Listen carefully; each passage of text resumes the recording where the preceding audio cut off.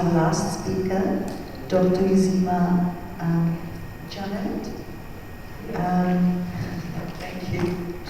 And she's going to be talking about exploring the role of physiotherapy in children with autism.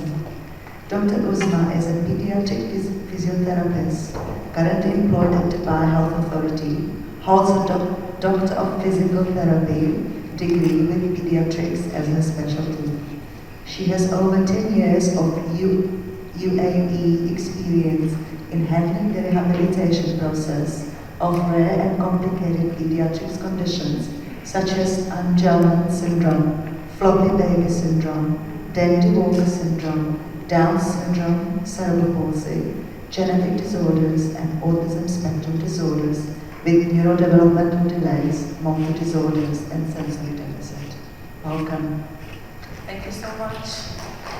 Hi, good evening everyone. I know it's been a very long day, so I'll not take a lot of your time. And I'm so glad to be a part of this conference that really has given us like this plethora of information. I'm so happy to be a part of this, and I'm so happy to be speaking here today. So as our previous speakers have already given us so much information that have touched such sensitive issues such as motor skills and how they are important in our kids with autism, and then how the sensory plays a role in enhancing their speech, their communication, their development. So I'll just be kind of accumulating all of those points and summarizing it today in my presentation. Here today we'll just talk about what are some of the characteristics that the kids on the spectrum they face, and what kind of motor difficulties they might have, and what is the relationship between motor development and communication development. How do we measure motor function? How does physical therapy actually help in enhancement and improvement of this motor function? As per the DSM-5 diagnostic criteria, we know that we can diagnose autism using social communication impairments, repetitive behaviors, and restricted interests. But motor deficit has also been one of the characteristics that might be included in the next version of the diagnosis. Motor disturbances actually have been widely observed in children with autism, and motor problems are currently reported as associated features supporting the diagnosis of ASD in the current Diagnostic and Statistic Manual of Mental Disorders. So the studies in this issue reported disturbance in different motor domains, including both gross motor and fine motor areas, as well as there can be an issue in the coordination, in our posture, and also balance in all forms and all kinds.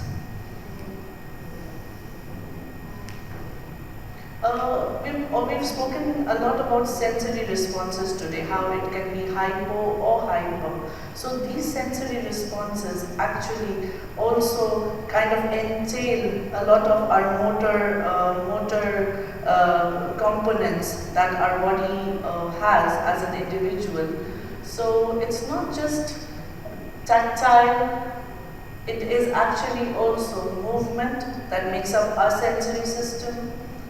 There's actually proprioceptive, which tells us about the body position. There's visual, there's auditory, there's olfactory and gustatory. But I would like you to look at the important points here, which is the vestibular, which is the movement, and proprioceptive. That's where actually physiotherapy comes into account.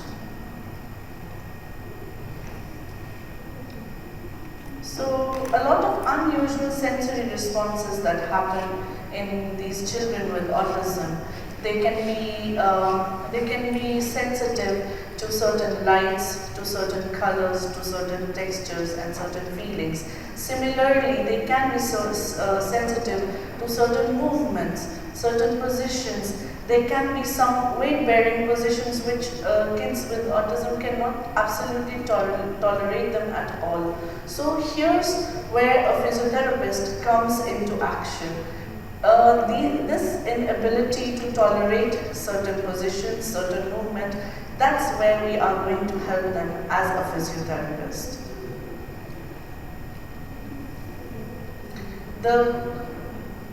What are some characteristics of children with on the spectrum with motor difficulties? As we know, when a child is born, he goes through step by step at every month what is called as normal development and normal milestones. But in children who are on the spectrum, we might actually observe a certain slight delay in these motor milestones, and it might be so minimal, but we probably do not really ponder at that moment. But later when we look back, we realize that yes, there was a delay. So that actually takes us one step ahead to the diagnosis.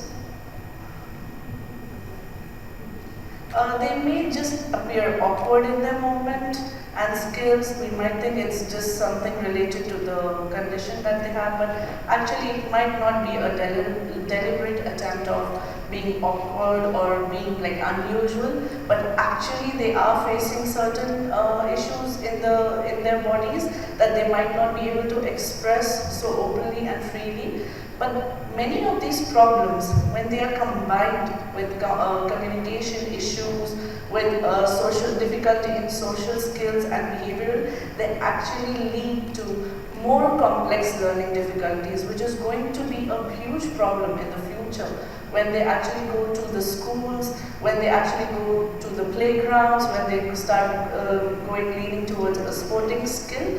The small coordination problems in combination with the communication issues and behavioral issues might create a huge lag in the total movement overall.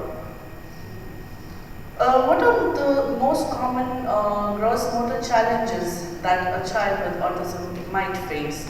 It could be clumsiness, the child might look uncoordinated, they can't catch a ball, they could have a unique walking pattern. As you might have noticed, some kids, they just want to walk on the toes. So that's also actually might be a combination of motor plus sensory. So that's also a place where physiotherapists can really address this issue, and they might be able to help. They would have difficulties with balance, riding a bike can be challenging. They could have poor posture, and it is not a choice. This is just what they have and what they have born with, and they might have low muscle tone. So most of the children, when we observe that they are on the spectrum, they might have a lower motor tone, which is like, for example, we all have a normal motor tone. We can control our muscles, we can control our body, but lower motor tone means like you know how the muscle has just given way. It's loose and there's no tone actually to the muscles in the body. So, and in some cases, poor motor performance before the preschool age actually leads the parent to think that, oh, there is really like some problem with the child, and that actually can be considered as one of the first sign of another comorbidity, such as any developmental disorder such as autism spectrum or attention deficit hyperactivity disorder. So certain times motor deficit does occur on its own, but actually it has been suggested that it frequently coexists with autism or ADHD. So what is the reason that we need to address the motor problems in children with autism? Autism is a whole body condition. We need to consider it as there are so many domains, and we need to consider them as a whole. And this gross motor delay, if we do not address them, they will keep increasing with age. It's not going to reduce, it will actually be a bigger problem in the future when the child grows up. And when there was a gross motor delay, actually it has been studied that it is associated with higher levels of internalizing behavior problems. So as the motor delay increases, the behavioral problem might also increase. And in turn, what happens? The quality of life, of course, it decreases. When you have more behavioral issues, your quality of life goes down. And yes. So are you saying that early these things at an early age is better? Yes, of course, for sure. The earlier the intervention, the better outcomes we get, and in turn, we'll have a better quality of life for the children with autism. So, how does it show? Like, what is the motor challenges that individuals with autism spectrum come across in their lifetime? How do you know that there is a gross motor coordination problem? There will be delays in supine and prone positions, sitting and onset of walking. You might notice this when they are a baby, that they are not walking, they are not moving, they are not rolling as per their other peers and other babies you might have seen. And then how do they grow up? They grow up having poor coordination of arms and legs. It's not in sync. There's a certain body mechanic and it's not going to be in sync. And then fine motor, they might have delays in reaching, grasping, and then it will turn out to be a difficulty in writing and their grip strength. So they'll keep on dropping objects and they will not have appropriate writing skills.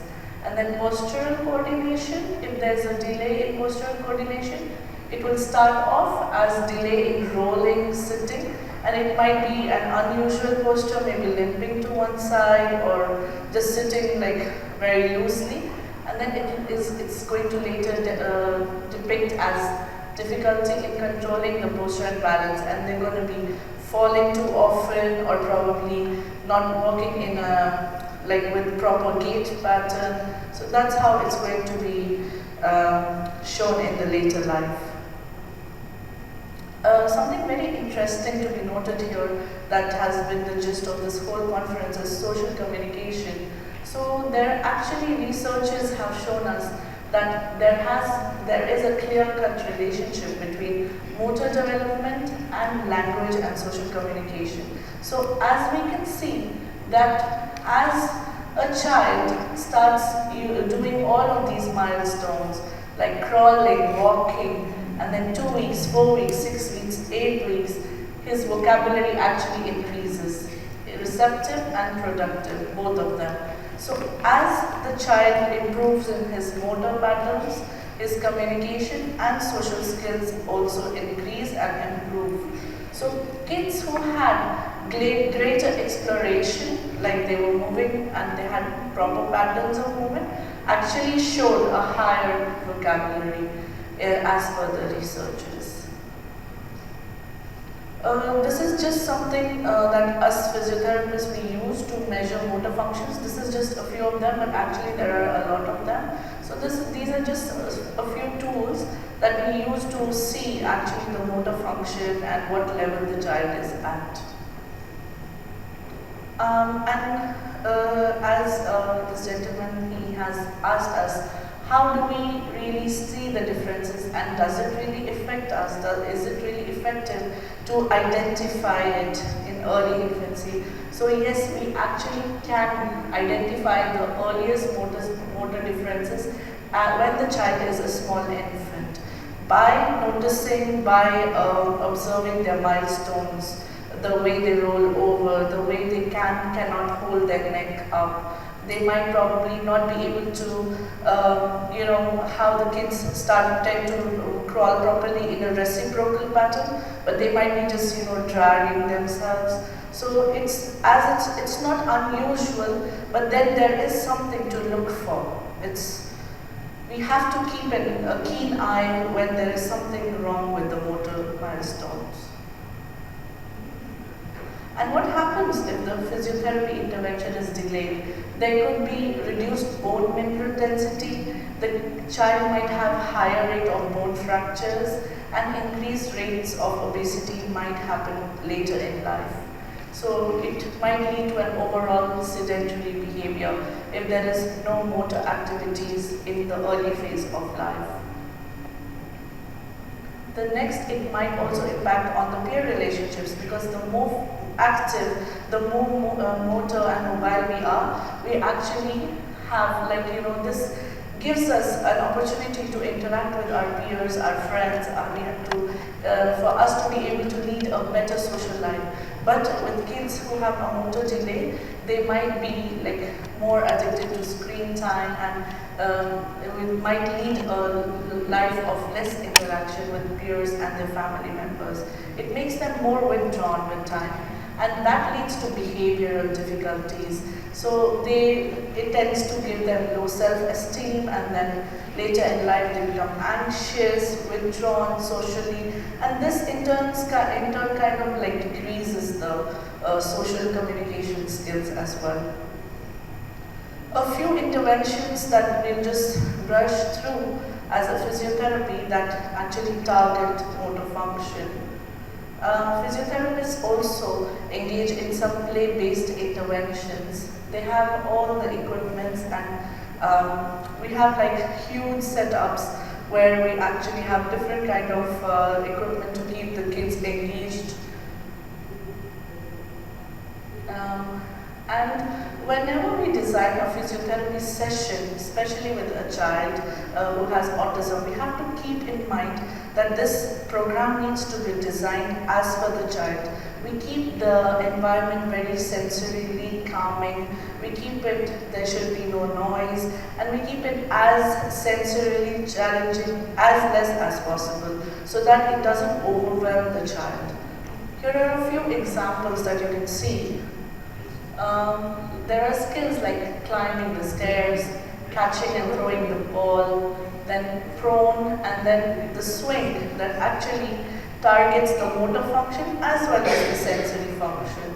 There's standing on this bouncing ball to give like a balance training. Then there is walking on this beam, which can target the balance as well as your spatial orientation. And then this activity, which I actually work with my patients a lot, is weight bearing on their limbs and their joints. So this gives them a lot of proprioception input. So this proprioceptive input actually has shown me amazing results in my patients who had issues and difficulties with writing skills, with holding, grasping, and actually it has really improved the incidences of like social communication with kids who've had like a lot of issues in the prior instances. Also, group therapy can be done as part of physiotherapy setting. We actually have done this at my workplace, that we work in groups sometimes when we have a child with autism, because this also teaches them social interaction and how to play with their peers and how to kind of communicate in terms of physical activity and motor skills. So this has actually been very helpful for us when we tend to have patients with autism on our patient list. And there are so many activities that you can actually do, like run, gallop, hop, leap, jump, slide, catch, dribble, strike. There are so many things that we can do and we can teach the kids, and these are called as the higher motor functions, which they tend to not have in their bodies when they are diagnosed on the spectrum. So we give them special interventions to teach them all these skills. It's just one ball, but there are so many things you can actually do with this one ball, and they might not know. And sometimes the parents also are unaware of how many things we can actually teach them. So that's where special interventions such as physiotherapy comes in. And as I already mentioned, that you have to create less distractions in kids while planning a therapy session, and then the noise levels will be minimum, and keep it to like make the child comfortable. And we have to limit the practice time to less than 15 minutes, because the attention span of a child with autism might not be as great as the other children. Briefly, I would like to mention that hydrotherapy exercises in the water, which is called as hydrotherapy, is also very beneficial for children with autism, because water in itself gives this immense sensory experience to the child that no other medium can provide. Your body is virtually weightless in water, so that actually helps the child move better, and the child does not get exhausted so soon, and it gives such a soothing experience to the child that he might be able to learn motor functions better than done in a normal situation. So you can see that we have special tools that we use in the water. There are special board activities, there are special floating activities, there are weights specially designed for the pool exercises, and hydrotherapy actually is a huge field in physiotherapy that has been explored further and further. The next good part is hippotherapy, which is also a part of physiotherapy, and it is exercise through riding a horse, which actually it's been practiced for many years, but it's many people are still unaware. But actually, the rhythmic movement of the horse provides such a good sensory experience to the child that actually they tend to learn a lot when they are seated on a horse. We can actually practice a lot of movements when they are seated on a horse. Why are horses in particular used, you may ask? So what happens is the movement of a horse, actually the pelvic movement of the horse, it simulates a human movement. So it's very similar as of the movement of a human being walking in a rhythmic manner, a pelvis moving in a rhythmic manner. So the horse also kind of like moves in a similar manner, and this actually gives the sensory stimulation to the child, and it actually helps the child really, get the desirable outcomes, such as it sharpens the hand-eye coordination movement, it improves fine motor coordination, it builds the muscle strength, and also it improves concentration of the child. Hippotherapy actually is used as physical therapy with physical exercises and balance and postural training. It is also a huge part of occupational therapy, where the therapists are practicing with the sensory part of it. And then it is also a huge part of speech and language therapy, because they teach them words and shouting and how to kind of articulate while sitting on a horse. So actually it has been very effective. The conclusion is that it is very beneficial in children with autism. And these are just like overall benefits of physical activity programs. As I've already spoken, that it gives improved social motivation, attention, the child is less sedentary, less withdrawn, and it improves coordination, object control, and it improves social competence and reduces the irritability. And the good part now is in different parts of the world that people are really adapting the arts, the sports, the school programs to kind of cater to the physical aspect of physical aspect of the spectrum. So this was a program that was done in a school which had like adapted physical activity. So they've adapted all of these activities as per a child who's been diagnosed on the spectrum. And during the participation, they've noticed that there is improvement in the motor skills, the social skills, the language, confidence, sleep, attention, overall well-being, disruptive behavior has reduced, fitness has improved, and other benefits as well. So you can see there was a huge improvement in confidence. So this is actually what happens when we provide a child with physical activity and physiotherapy intervention, and it's actually not many people are aware about this, but really it helps in improving the confidence level and the social skills of the child.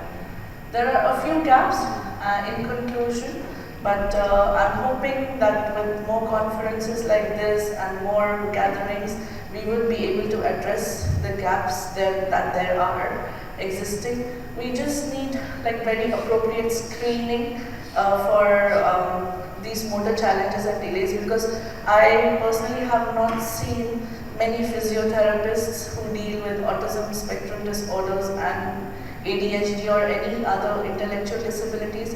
But for me personally, I was put into a situation where I had to deal with autism at the very beginning of my career. So then along the way I kind of evolved and took a lot of trial and error for me to be able to devise some interventions, and I actually saw it working. So that kind of motivates me more and more to keep working with kids with autism.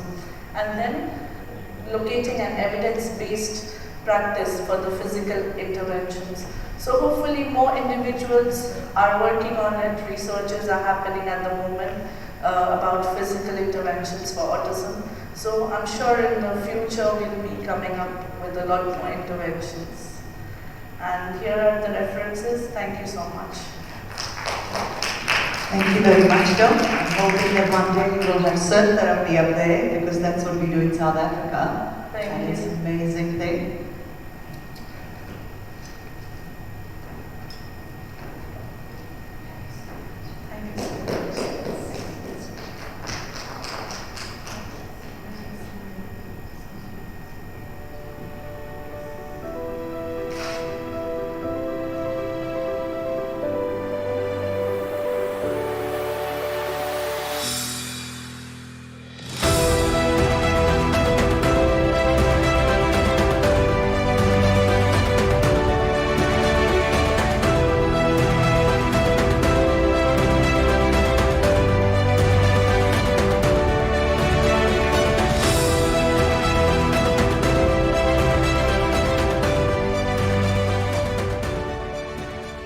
Hello, everyone.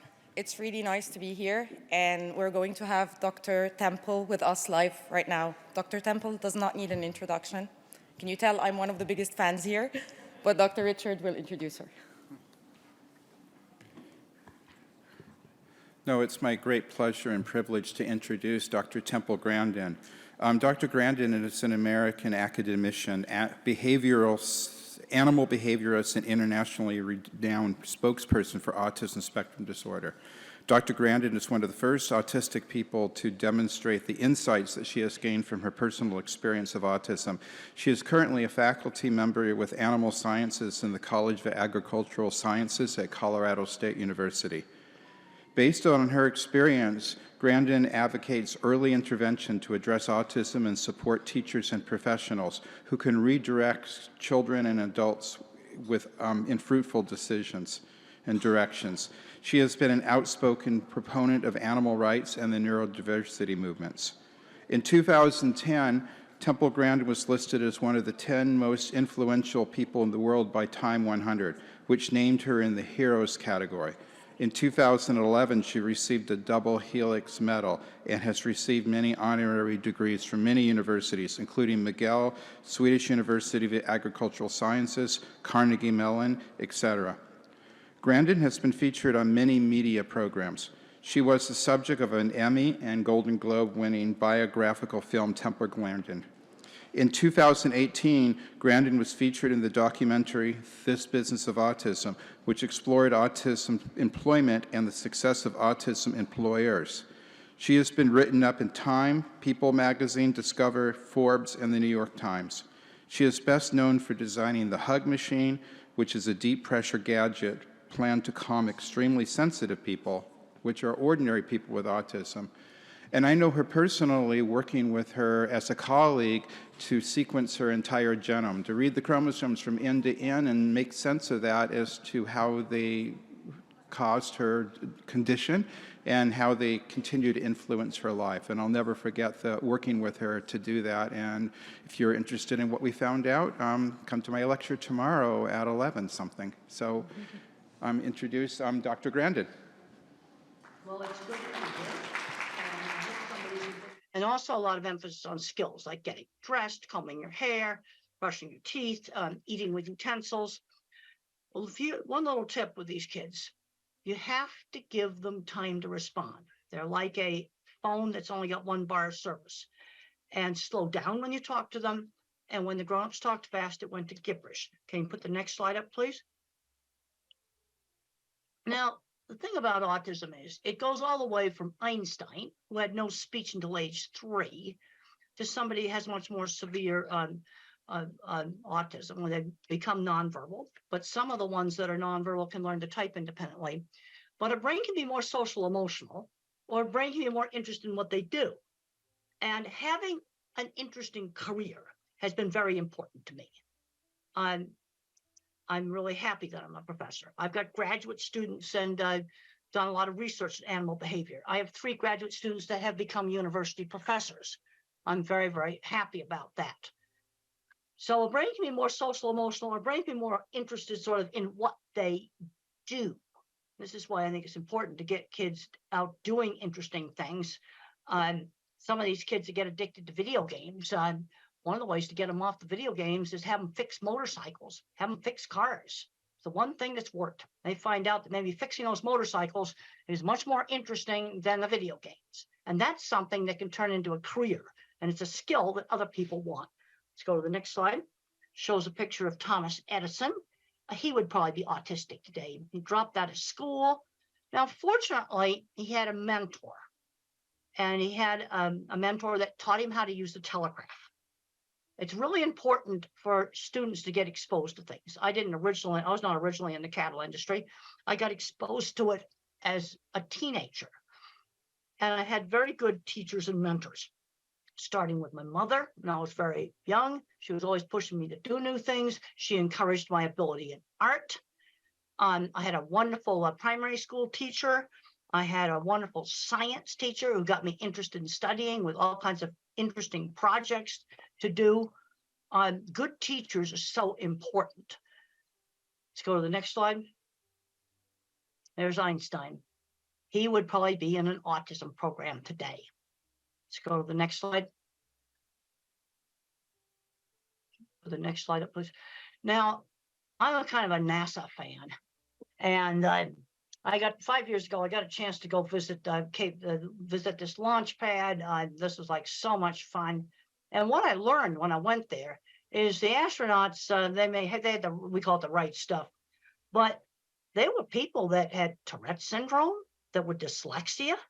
They were building the launch pad. They were designing control rooms. There were people there at NASA, really smart people, that were, some of them probably were on the autism spectrum. I've been to many, many NASA sites.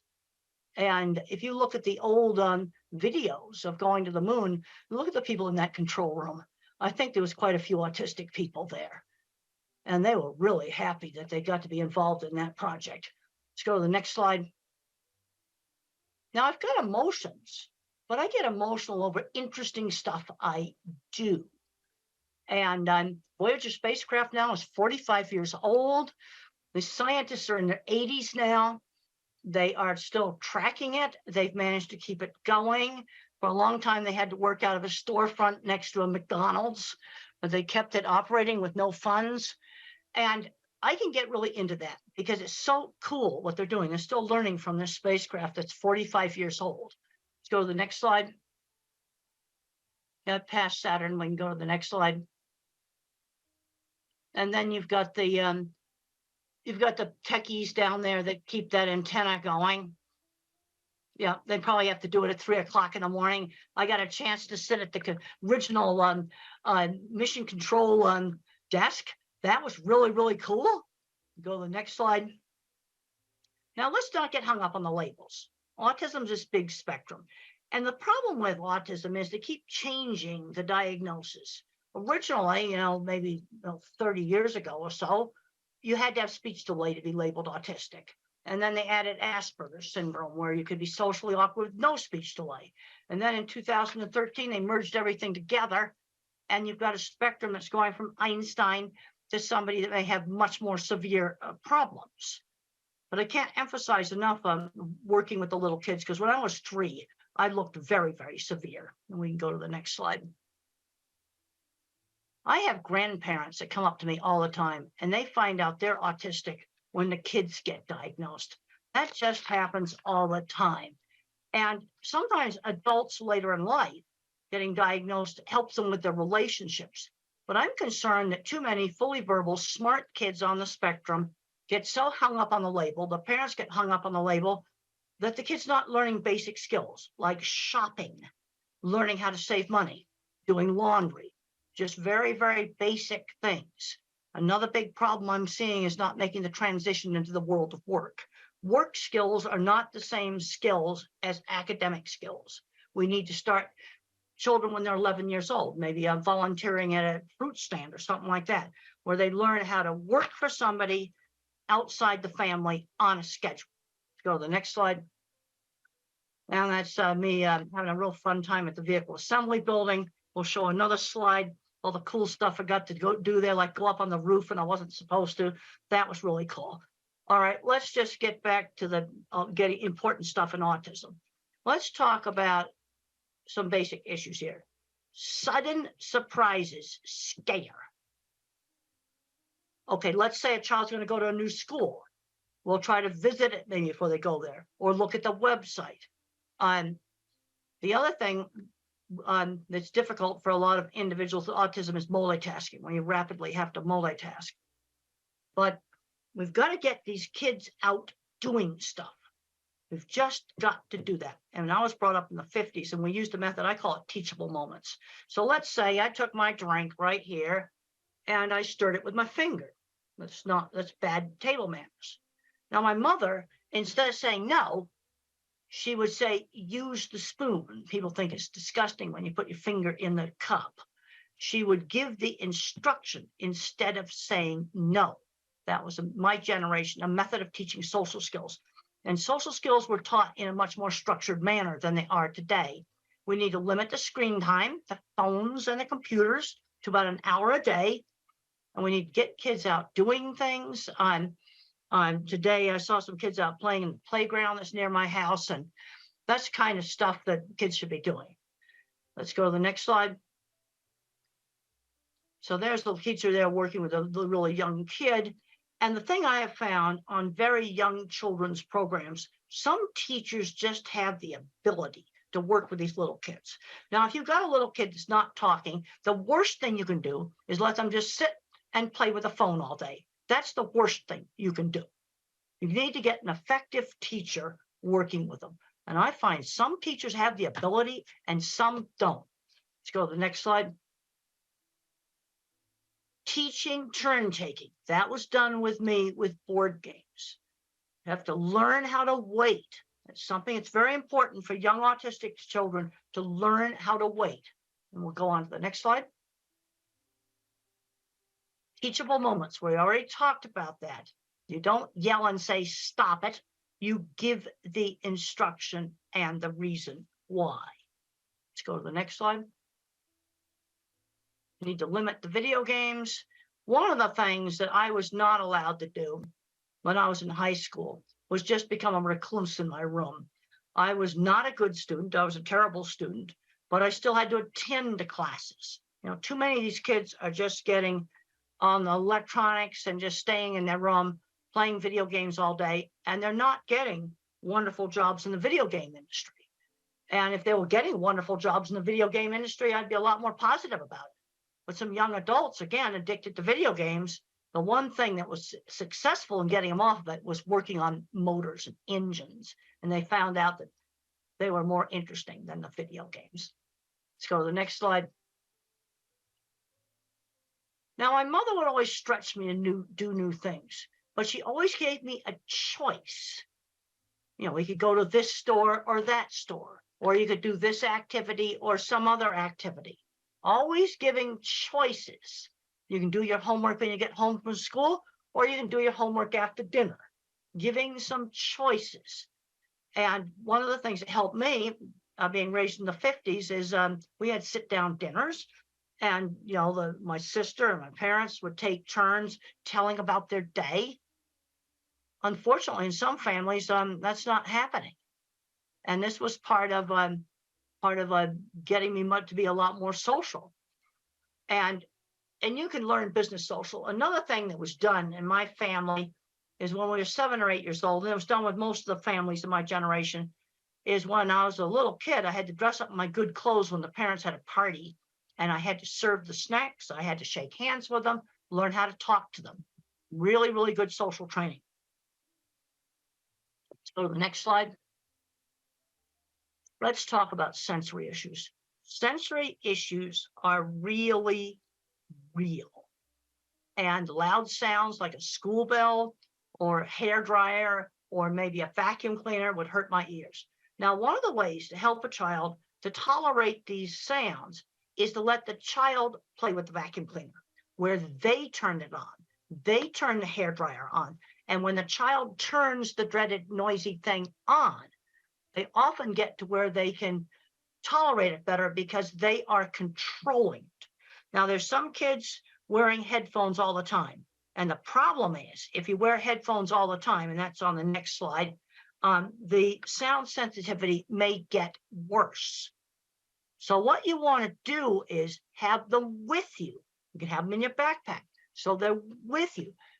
They give you control. You've got them with you. But then you try not to wear them. Because I've heard stories where they were wearing headphones all the time and the child got so sensitive, he couldn't tolerate quiet conversation at the dining room table. But sensory problems really are real. Sensory integration methods can be helpful. There's a paper you can look up online that's called Environmental Enrichment is an Effective Treatment for Autism. And it's a method where you stimulate 2 senses at the same time. Maybe touch a warm coffee cup and then smell some aromatherapy. So you're stimulating 2 senses at the same time. And the title of the paper is Environmental Enrichment, an Effective Treatment for Autism. Now, let's say we have a nonverbal older child or adult and problems with maybe destructive behavior or hitting. The first thing with somebody who cannot speak is give them a way to communicate. Not being able to communicate is totally frustrating. Also, you have to rule out, do they have a painful medical problem that they can't tell you about? That's the first thing you make sure they don't have acid reflux. I had acid reflux last night because I ate some hot sauce I wish I hadn't eaten. And my stomach was hurting last night. But the sensory overload, if they have a meltdown or outburst in a busy, noisy store, that is probably sensory overload. But we've also got to give them a way to communicate. That is just super, super important. There's a next slide just shows that sensory symptoms are part of the neurobiology of autism. Now, when I was a little kid, they tested me for 2 things, deafness and epilepsy. Now, I could pass the deafness test, but the problem is my ability to hear auditory details impaired. Like if the grown-ups talk fast, it was when adults talked fast, it's like, that's what it sounded like. Because I didn't hear the hard consonant sounds. Like if someone said the word cat and they said it fast, I would hear ah. So my speech teacher would say cat ta, or she'd hold up a cup and she'd say cup pa, and she switched back and forth between saying cup and cup pa. Because if people talked fast, then all I heard were the vowel sounds. Stretch out and enunciate the consonants, and sometimes hearing would kind of cut in and out like a bad mobile phone connection. There's kind of 3 ways that the brain can have a problem with language. Not hearing the auditory detail, where I'm hearing gibberish, trouble with getting my speech out, expressive. And then the next slide, I talk about echolalic children. And echolalic children, they have good speech and they will recite an entire movie script. But the problem is they don't know what the movie script means. That's the problem. So in Life Animated, what these parents did is this child had memorized Disney movie, and they picked out phrases in the movie that could be used in real life. And then their son started to figure out that words had meaning. So an echolalic kid, you've got to teach them that all this language they're yakking out has meaning. So there's kind of 3 ways the brain can be messed up. The next slide talks about attention shifting slowness. Now, if I was a computer, I've got a very, very small, I'm an Intel 286. I mean, if you're a computer geek, that's the first chip. But I have huge memory. Attention shifting slowness. This is why you have to give the child time to respond. The next slide shows attention shifting slowness. It's an old Ami Klin slide, and look at how the normal person's looking at the eyes.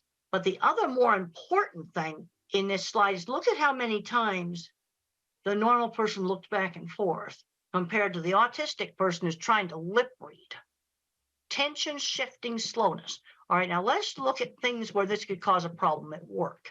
I want to see these kids get employed, and I want to avoid the jobs such as rapid multitasking at a McDonald's takeout window.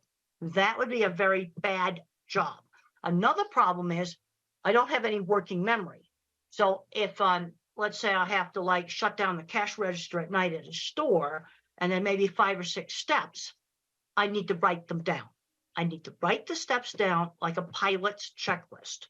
Long yakety-yak strings of verbal information do not work with me. Let me make a pilot's checklist. Okay, and if you don't want to disclose autism, just say to your employer, pilots need a checklist. I need one too. And for pilots, it's mandatory. In every country in the world, pilots have to use checklists. Now, I'm talking about giving the child time to respond. When I was 5 years old in school, we had a little assignment where we had to name the pictures that began with B as in beautiful. So I called the suitcase a bag, and the teacher marked it wrong. And she didn't give me time to explain that in our house there weren't suitcases, they were bags. And that was very, very frustrating for me. In the next slide, we're going to be talking about some visual problems. I don't have visual processing problems, but some individuals do. And vision might break up similar to a migraine headache. Or this next slide that shows an image that's breaking up. Seeing probably wouldn't be a primary sense if that's the way things look like. And this may explain why a number of people that do not speak touch and smell things, because those senses provide accurate information. And we'll go on to the next slide that shows an escalator. Now, in your brain, you have the eyes that work like a camera, but then in the back of the brain, there's circuits that assemble the graphics file for shape, color, motion, and texture. And if there's something wrong with those circuits, print may jiggle on the page when you try to read. These kids are often terrified of escalators because they can't tell how to get on and off of it. So you have a child that hates an escalator. The chances are he has a visual processing problem. And the eye exam may be more or less normal. And if you have a child that can't read, the next slide shows print jiggling on the paper. Try different pale colored papers. Now, this is my children's project book right here. Well, you see the light blue paper color right there. Try printing on the homework and the reading materials on maybe light tan paper, light gray paper, all these different colored papers. That sometimes really works for some types of dyslexia. Just try different colored paper, try different colored backgrounds on your computer, on your laptop, or on the iPad. The next slide, I talk about lighting issues. And one of the big ones now is LED lights that flicker. And one of the ways that you can determine if LED lights are bad is take pictures of them in slow motion. So you want to wave like this, because when you play it back, you want to make sure it's playing back in slow motion. And you're going to find some flat screen TVs that flicker. Now, tablets do not flicker. Most laptops do not flicker. But there's going to be some flat screen TV computer monitors that are bad. And this does not affect all people with autism. But I'm going to say that 10 or 20% may have a problem with seeing flicker of LED lights or on TVs and computer monitors. So what do you do if you have that problem? You go buy a lamp and you find an LED light that does not flicker and you put it next to the desk. And you can buy cheap ones that don't flicker. But this is something that's a real problem. And when I get asked about designing a school or a home for people with autism, I want to make sure we have LED lights that do not flicker. I just learned from a technical specialist that if a TV flickers, it has to do with the internet connection. But this kind of stuff needs to be fixed, and you can just test it with slow motion video. The next slide just talks about some more severe sensory issues. In noisy environments, I am not able to hear because of all the background noise. Cannot hear. And I also cannot follow very rapid chit-chat conversations where people get very social, chit-chatting back and forth very rapidly. I get bored with that. And there's questions coming up about masking. Some of that stuff's just too hard for me to do. But you can always do some business social. Shake hands with people. There are some individuals that need breaks. But sensory problems are real. Let's go on to the next slide. The next slide talks about this environmental enrichment program, where you use inexpensive, cheap things to stimulate two senses at the same time. You're always changing the things that you stimulate, and it's an adjunct or an add-on to other types of therapy. Now, the next slide shows some really wonderful books for that have been written by non-speaking autistics. Now, I really like How Can I Talk My Lips Don't Move by Tito. I had a chance to meet Tito, and he came into a library, and he was flapping and everything. And I wanted to see, I tested him with a really, really strange picture that he had never seen before, and it had an astronaut in a spacesuit riding a horse out in the desert. And I showed that to Tito, and he types really fast, Apollo 11 on a horse. Another good book's Carly Fleischman's, Arthur Fleischman's Carly's Voice. Then you got The Reason I Jump, the sequel to The Reason I Jump. I like the sequel. It's a better book. But I'll give you a little tip about the typing. Remember the problem with attention shift. Okay, like on this desktop, my keyboard's way down here. But when I type, that print appears way up here on the screen here, and the keyboard's down below where the video is. Now, many people with autism cannot make that attention shift. And that's the reason why you want to use a tablet, because the virtual keyboard, with using that virtual keyboard, the writing appears right next to the top of the keyboard. Or you're going to have to, on a laptop, put the keyboard on a box, and you need to make sure it's a monitor that does not flicker. This is really, really important. Next slide just shows some brain scans. And the point I want to get across right there, different parts of the brain get turned on when you do different things, like seeing things, hearing words, thinking about things. And where there's a problem in autism is in kind of the inter-office communications. And what you tend to get is uneven skills. Like I'm really good at art and mechanical stuff. Somebody else might be really good at mathematical stuff. And we'll just show some more pretty brain scans. Next slide shows, oh, that's my skull. Let's show the next slide. That's the microbiome. You see the little tiny hairs there. Those are axon tails, and they form great big inter-office communication cables between different parts of the brain. And then I can show you a slide without my ugly skull. And that's the connectome is much prettier when it's by itself. The next slide shows the circuit in the brain for speak what you see. Now there's the normal control right there, and I'll show you mine. The next slide. That's my speak what you see. And I have all these extra branches for visual thinking, but I have less fibers for speech. So that might explain why I had trouble getting my speech out. But when I had speech therapy, it increases the bandwidth on the fibers that are still left. And the next slide just shows that. But this is where the therapy made a difference, because I had trouble getting my speech out. Let's go to the next slide. Now, for speak what I hear, I am definitely not an auditory person. I am definitely a visual person. And we'll go on to the next slide. And I want to talk about the importance of developing strengths. That's an artwork I did when I was about 6 or 7 years old. Mother always encouraged my ability in art. It's a picture of a wooden dock or deck that was by the beach. And she always encouraged my my art. And the next slide just shows a picture a young child did in 3-dimensional. Most little kids don't do that. And I would just draw the same horse's head over and over and over again. So mother would broaden my skill. Let's draw the stable. Let's draw the saddle. Or if you have a child that likes cars, let's read about cars, do math with cars, draw pictures of different cars. In other words, broaden that fixation. Broaden the fixation, especially if it's something like cars that can turn into a career. The next slide just talks about the art ability being encouraged. Often we'll have uneven skills, really good at art. I was actually terrible at mathematics, but then you're going to have another autistic person that's good at math. And we'll go to the next slide where it shows that the way I think, it's videos in my head or movies in my head. I'm what's called an object visualizer. And in my new book, Visual Thinking, The Hidden Gifts of People Who Think in Pictures, Patterns, and Abstractions, I discuss 3 different kinds of thinking that you can have in autism. Most people are mixtures of the different kinds of thinking.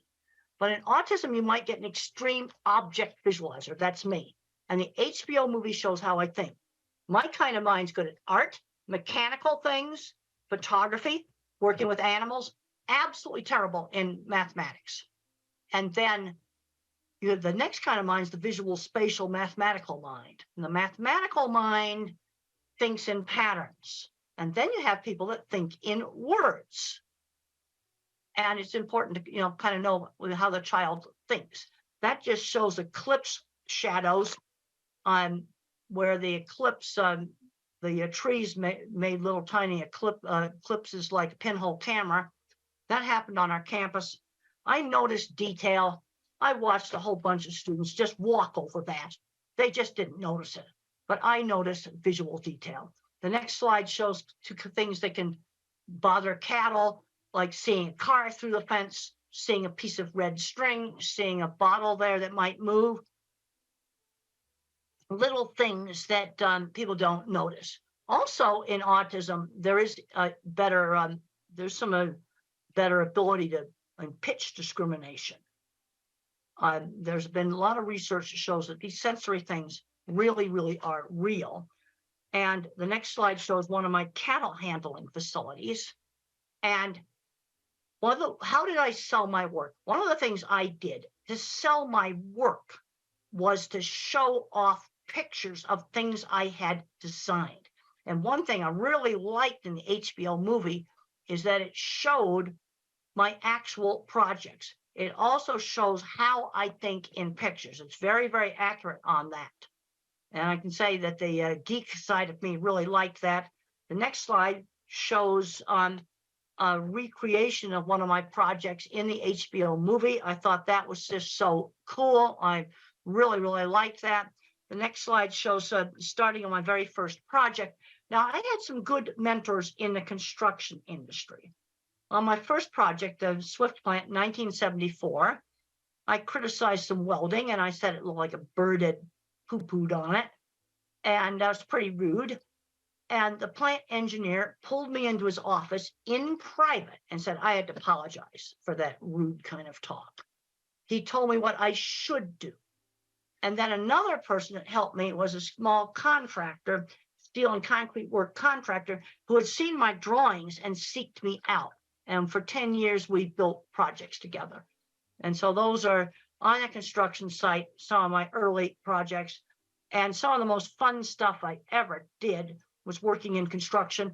And I worked with a lot of people that were probably dyslexic, ADHD, or autistic. Some of these people owned big companies where they made mechanical equipment. They had lots of patents. I really put the emphasis on the career. This is what's made life happy for me, is having a fulfilling career. The next slides just show some of my drawings. And when I showed people my drawings, they were impressed. That's how I sold jobs. Okay, let's work on what are we going to do about job interviews? Well, a job interview for me was lay the drawings on the table and show off the drawings. That's what I did. and they'd look at my drawings and go, wow. In fact, actually today, now that everything's computerized drawings, I'm seeing some very bad drawings. And now the next drawing shows a dipping vat system. And you can see on the concrete work, I have all the reinforcing rods drawn in there. 4 years ago, I got a really horrible set of drawings that the engineering firm had done on a computer, and they hadn't drawn in the reinforcing rods. I marked them all in pencil, and I said, you go back to that engineering firm and get it done right. This is a piece of equipment I developed for the meat industry called the center track restrainer system. You can see a lot of complicated steel work there. And one of the people I worked on this was autistic, undiagnosed. Special ed department builds the stuff. And we need these skills. We need to find back doors into jobs, where you just kind of bypass the interview and get jobs. Well, a friend that has a store, and maybe they'd be willing to work with the kid. I think I'm going to stop there. You can have the rest of the slides because I'd like to do questions. And I've already talked about some of the most important stuff, but what you see right there is high-end skilled trades. And I was very interested, and I went to the Steve Jobs Theater right before COVID shut everything down, and the glass walls came from Italy and Germany, and the carbon fiber roof came from Dubai. That's very, very high-end skilled trades. That's something to be proud of. All right, let's get some questions going right now. Hope I'm going to get some questions. Hello? Hello? Yes, let's get some questions. Yeah, just a second. Hi, my name is Sona. I have a son. He is nearly 8 years old. And I always have this question because I'm a big fan of you and I know you know a lot about autism and animal behavior. So I wanted to ask, what's the connection between visual sensory preference as my cats and my son? They both like similar toys and they have similar visual preference. Is there any link? Does your son speak? He is speaking, but he is not like having any big vocabulary. So he has very short vocabulary and has sensory issues. Does he have a decent way to communicate? Even something out like one of these computerized things that will speak, or a picture board or something for him to communicate with? No, we never use like visual pictures like PECs. We never use those.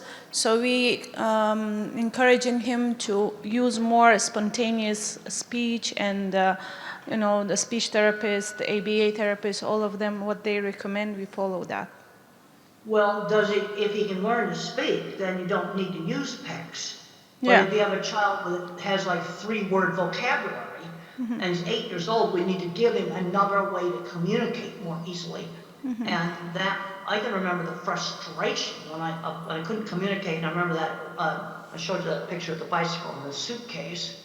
And it was so frustrating when the teacher didn't give me time to explain that in our house suitcases were bags. And I didn't understand the concept of the letter B, the sound of the letter B. But there's a point where they need to get a better way to communicate. Yeah, some kids can use sign language, some kids there's various programs you can get for tablets.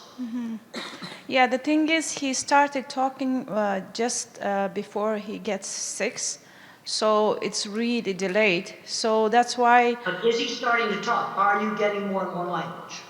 Yes, and more clarity. Like it takes time, like it's a step by step, but we had him from severe autism. Now he is in between low and moderate autism. Okay, so well, in the that's spectrum. good. If you're getting progress, parents always ask me about different programs. I said the most important thing is you're getting progress. Yes, now, if you're getting progress right now, then you're doing the right thing. Yes, the only problem I'm struggling is his memory and his sensory problems. That kind of restrict him to learn more and focus on task and academics, and he's better in maths. As you said, there are a few types of visual learners. He is more into maths and numbers rather than alphabets and reading. Well, you see, because I said there's a visual kind of autism, that's me, Yeah. but there's also a mathematical. There are kids that are very mathematical. He is They visual think in maths, but he's not very visual in, he's not into reading that much, but he's better in maths, like counting and numbers. He's really good with numbers. Well, that's good. Then you maybe you can move him ahead in numbers. How is he at things like getting dressed, bathing, these kinds of things? He is very independent. Wherever I taught him, is very independent. Good. That's good. He's learning those skills. Yeah, he is even better than my other children, like neurotypical ones. So he is more independent than them, and he understands routine better than them. The only problem I have, I can't find his special skill. He really likes music, and he is very athletic. He does parkour, he does swimming, he does cycling. Well, good. He's very athletic. That's good. And see, the problem you got with autism is it's such a wide spectrum now. Let's say you take a diagnosis like dyslexia. Okay, that's problems with reading. Or ADHD, you tend to, detention. It's a much narrower diagnosis, and this is the problem we've got. We've probably got half of autistic kids that have a special skill, and there's going to be some that don't really have a special skill. Yeah, he has autism, ADHD, and dyslexia, all three, and Erlin syndrome. Well, the Erlin syndrome, have you tried the Erlin classes? Yes, I myself, I qualified as well. I just took the course so I can keep checking on him. Yeah, we got the glasses. Well, the other thing I find that works also for people that have Erlin syndrome, I talked about the colored paper. Yeah, we do use. Yeah, we do use. All of his notebooks are turquoise. Well, like I've got a tan shirt on right now, and that would be one of the colors, the light tan like this shirt. Some people like that, and then other people, they like this light blue that's on my children's project book. Yeah. That light blue, that's the thing for him. Light blue, calms like him. my tie. Yes, it calms him. It needs to be the pale colors. Yeah. Not dark blue, light blue. Yeah, I changed those, but he still have visual sensory problems. So is there any connection? Now what about sound sensitivity? Sound sensitivity he has, but I kind of always give him that opportunity. Like you said, he's in charge of hair dryer. Okay. He's in charge of hand dryer. When we go to cinema, at the beginning he was very hesitated, but then he got used to. Now he is properly sitting like other children. So I kind of make him to be prone to that, and he's used to it. Well, that's good that you see him, and making him see when the child turns the hair dryer on and off, or the vacuum on and off, where they control it. Yes. That to desensitize some of that. Yeah, but still I'm struggling with his memory and his visual sensory. Like my cat and him, they prefer the same toy. You know what I mean? Like he will kind of keep doing with that, playing with that toy, even though he has 1,000 other toys. But his preference. And how is he taking turns at a game? He was not good. He was having meltdowns. He would get angry. But I kind of desensitized him with that as well, like on the cues of airport, like slowly by rewarding him using ABA techniques. And you don't ever surprise at the airport. Like you watch videos and I found that one of the things that I got afraid of, if I made them interesting. Yeah, exactly. Sports. What one parent did about the hand dryers in the bathrooms, they went to the websites of all the manufacturers of the hand dryers, and then they got interested in how they worked, and they collected all the websites of hand dryer manufacturers. No, seriously, this actually helped. Yeah, it's the same with him. Wherever we start with, like even food diet, we started with him. At the beginning, he didn't like. Now he loves healthy, clean food. He wouldn't eat rice. Before, he was addicted to all these carbs, rice. Oh, yeah, it's bad. Now he And wouldn't eat. I get worried that some of these kids with these restrictive diets are gonna get the old vitamin deficiency diseases. There was a horrible case where a kid got scurvy, which Yeah. is vitamin C deficiency, Yeah. because the diet was so restricted. Maybe we need to get somebody else to ask a question. I wanna give somebody else a turn. Yeah, sure. Thank you. Hi, good morning and nice to meet you. You made a point about people who don't speak much, they're more on touching and smelling things. And I just wanted to know how can that be helped and how can they be helped to speak better? Well, if you read, I really recommend that you read Tito's book, How Can I Talk If My Lips Don't Move? It is available in an electronic book. I checked Amazon recently, it is available. And he talks about vision being scrambled. Also, the Japanese boy in the sequel, which I think is a better book, he talks about being like a broken robot and having problems with controlling his movements. And if you have an older child or an adult that's either non-speaking or very poor speaking, I really recommend these books because it gives the inside view of their issues. And I don't have scrambled vision. I see just fine. You see, this is where autism has all these variations. But some of them get scrambled vision, and then smell and touch actually work. Those senses are giving accurate information, so then they tend to use them since they work. So I really recommend, really recommend those books. I've got a PDF here. I'll just hold up that slide again of those books right there.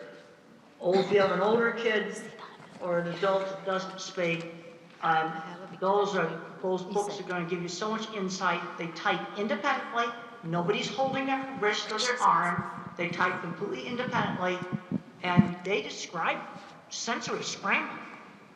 Now, I don't have this. I have sound sensitive. And then there's some, I had a student that had the problem with print jingling on the page.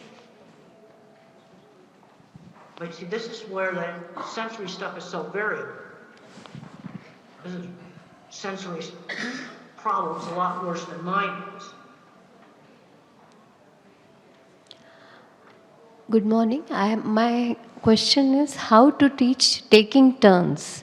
There is a child, 8-year-old. He struggles with taking turns. He can't wait. And while playing. That was the reason why when I was 3, we spent a big part of my therapy was learning how to wait and take turns in games. How do I teach? How do I do it? Like sometimes there's a video activity happening, and there are 3 kids. One after another, they can watch their favorite video clip for maybe 5 minutes. But he can't wait for others. Well, let's do something where it's shorter than 5 minutes, okay. Like a board game. We played a lot of Parcheesi, which is a very simple board game where you shake little cups with dice in it, and you move little wooden pieces around on the board. And I remember grabbing that cup, and Mother said, "You've got to wait for your sister to take her turn." And something where it's not 5 minutes. Let's do some turn-taking thing where it's 1 minute. Take a turn in Parcheesi takes 10 seconds. Okay, so I start with 10 seconds. The first activity should be very short. Well, but the thing is, my speech teacher that I had years ago, this would be like 1950. Okay. She just knew that teaching the kids how to wait and take turns was super important. My therapy had a lot of emphasis on that. All right. How to wait in line. Okay, you're at the supermarket and you've got to wait in line. You can't cut to the front of the line. That's also turn taking. The child is able to wait in queue, but only taking turns when there's a person who is talking to him. He finds it difficult. In queue, nobody is speaking to each other. They are facing the other way, so he finds it very easy to wait in queue. But he has... Okay, wait, okay. But when he has to play with other children or he has to watch a video and wait for that time, he feels that he's not given his... he's not having control on his activity. I don't know what is the exact feeling he has. Well, you might try different things. When we were kids, we did a lot of relay races where you'd take turns running and kicking a ball or something like that. Yeah. Try some different things that involve taking turns. Now, if you're watching videos, one thing I'd recommend is the phone be physically passed. All right. The phone has to be physically passed around. Thank you so much. The taking turns means the phone has to be given to the other person and passed around if you're doing something on a phone. All right. I think that's going to help on the taking turns. Thank you so much. Okay, well, maybe we can get another question. Hi, Doctor. Nice to meet you today. In the last 5 years, we're hearing somebody tell autism causes by TV. I want today listen in your opinion. Caused by what? I didn't hear you. TV. Television. TV. Autism is caused by television? Yeah, so somebody tell that. No, autism not caused by television. But if you let a child spend 10 hours a day watching television, that's bad. And it'll probably make the autism worse. We need to be getting them out and doing things. No, but television does not cause autism. Thank you. Nice to meet you. I'm Eleonora. I want to ask you, what do you think about the connection between language and motor coordination? Is it important to improve motor coordination in autistic children, to improve also language? What do you think? Well, there's some really interesting things that's happening with horseback riding. And I've had parents tell me that their kid did their first words on a horse. Now, there's three things that happen on a horse. First of all, riding horses is really fun. Yeah. But the other thing is you have to balance and there's rhythm. You're doing balancing and rhythm at the same time. Now, occupational therapists and sensory integration might get you on a swing and do some of the same thing. But when you stimulate the vestibular system with balance and rhythm, that can be real helpful. Another simple thing that might work is you nail a board to the floor, and then you have the person walk, what we call walk the tightrope like this, along a board that's nailed to the floor. I mean, it's only like that far above the floor. But you do these activities that stimulate the cerebellum. Yeah. Things like swinging. There's a paper I worked on years ago with Lorna King. The child, they had him on a swing and they were working on speech. And there's some good things with the motor and speech. And the thing that's not known is which kids respond to this. You see, this is the problem with any of these sensory things. It works on one kid and another kid it doesn't work. Okay, I worked on my squeeze machine. Some kids respond to deep pressure, other kids don't. This is where the sensory problems are real variable. But some individuals, they do swinging, balancing, rhythmic activities. That can help on speech for some individuals. Okay. We can use also music, for example, rhythm. And that is very important. The other thing is there are some individuals that can sing words before they speak them. Yeah. Singing is on different brain circuits. So they could sing the words rather than speak them. Sometimes that works. Thank you. Thank you. Thank you, Dr. Grandin, for wonderfully sharing your insights as an autistic person. One thing that has caught my eye is that your parent, your mother, played a very key role in Absolutely. And then another book you might find helpful, I got a book called The Way I See It. That's I got a lot of little short articles in it. It's available on Amazon. That might be helpful. Thank you. Yeah, I also have a lot of information on website, templegrandin.com. There's templegrandin.com. There's lots of free information on that. Thank you. So I'm a mother of triplet boys with autism. They are 11 years old, all different. They are all on a different spectrum.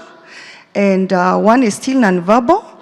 And all my sons are really not academically gifted. And there's one thing you have mentioned, that you're really fortunate and happy that you have a wonderful career. Now, I would like to request if you can share, one word or a direction to us parents. Often we find that we want to follow the typical growth, go to kindergarten, go to primary, go to high school, go to university, get a job, get married, all that. But our children, most of our children with autism don't really seem to fit there. What can you tell us?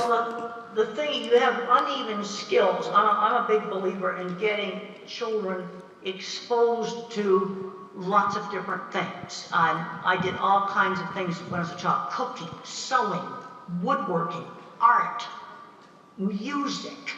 I was taught musical instruments, and I was terrible at musical instruments, but good at art and mechanical things. And so you expose kids to lots of different things, then you can see what they are good at. But I know, like, you look at this equipment here, I've worked with people where a single welding class led to building things like what's shown in that picture. And then another kid, it might be mathematics and programming. Some you have to expose them. And then you've got people with autism that are not going to be building equipment, they're not going to be doing mathematics and programming. Let's say you have a kid that's good with numbers. Well, then show him other mathematical stuff. Here's some really cool pattern stuff right here I found in one of my science magazines. With those patterns, they all have mathematics behind them. Isn't that cool? In a science magazine. Yeah. There's some kids that are going to just, they may be gifted in that. You see, this is the problem. You're really good at one thing, sometimes really bad at something else. And the people that build the equipment, like you see there, complicated stuff, most of them could not do algebra. It's all pure visual thinking. But they're building stuff like that. Thank you. I had a chance to go on a corporate jet the other day. The guy that took one welding class, he builds entire beef plants, and he just has them memorized in his head. A single welding class. He's building entire beef plants. Unfortunately, we're running. He's not autistic. He's not autistic. But I did work with several other people in metalworking that I'm pretty sure were autistic. We're out of time now, so we're just going to have one more question. I know that we would. One more question. Hello. Midnight or whatever, I'm going to go to bed. But I'm really glad that I was able to get up and talk to everybody. And free to give the videotape around to people. There's more slides in this deck. You can go ahead and give people the whole slide deck. It just wasn't time for tonight to show all the slides. Hello, Dr. Grandin. Thank you so much for the presentation. My question is, right now I'm working as a general practitioner, but when I was a teenager, I had a distant cousin who, at that time, he was 7 years old. He has symptoms of aggressive behavior and at times, but most of the times he's a very quiet kid. He won't interact much and everything, but the aggressive behavior is the key point, like it's almost disruptive. And later on we diagnosed he has autism. But how old was he when he was doing the destructive behavior? At 7 years old. And because of that, his whole family also have a history of mental illness, like other mental illness. It's stigmatizing, it's so traumatizing for all of them, especially the boy. So how to deal with autism children with aggressive behavior? I had aggressive behavior when I was 7. There was a penalty for it. There was no television for one to act for aggressive behavior. The other thing you have to look at, what is bringing it on? Is there a problem with frustration with communication or with sensory overload? Communication. We've got to make sure he doesn't have if the child is non-speaking, then you always have to make sure you do not have a hidden painful medical issue, like maybe an ear infection, urinary tract infection, acid reflux in their stomach, a toothache, something that's hurting that they cannot tell you about. I think he had meningitis. He had meningitis. I also have problems with things like getting aggressive when I was a child was worse when I got tired. Well, I had a pretty good sense of when she needed to just say, I need to go to my room and like just calm down. But when I was 7, I was fully verbal and there were consequences for aggressive behavior. No TV for one night. And then I threw a big tantrum. Mother would put me in my room and let me calm down for half an hour. And then she'd say, well, you know the rule. You join the family now. But there'll be no television tonight. And I understood consequences, but I think there's some individuals where they may not make the connection between the tantrum they had at school and no television that night. See, this is the problem you've got with autism. You've got such a big range. Okay, I think that was... And then you've got the autistic, you see, the people that I worked with that had the metal working shop and all the patents, designing equipment, they would have been more than Asperger type. There would have been no speech delay. You see, this is where that Asperger type with no speech delay now has been merged in with the autism with speech delay. I had speech delay, so I was definitely not the Asperger type. And the people that I worked with professionally in metalworking work would have been the Asperger type. But they had social issues. I'll never forget one of the jobs, I had to drag the guy out of the shop because before he got picked for plant engineer. We're out of time now. Thank you very much. Thank you for joining us. Thank you.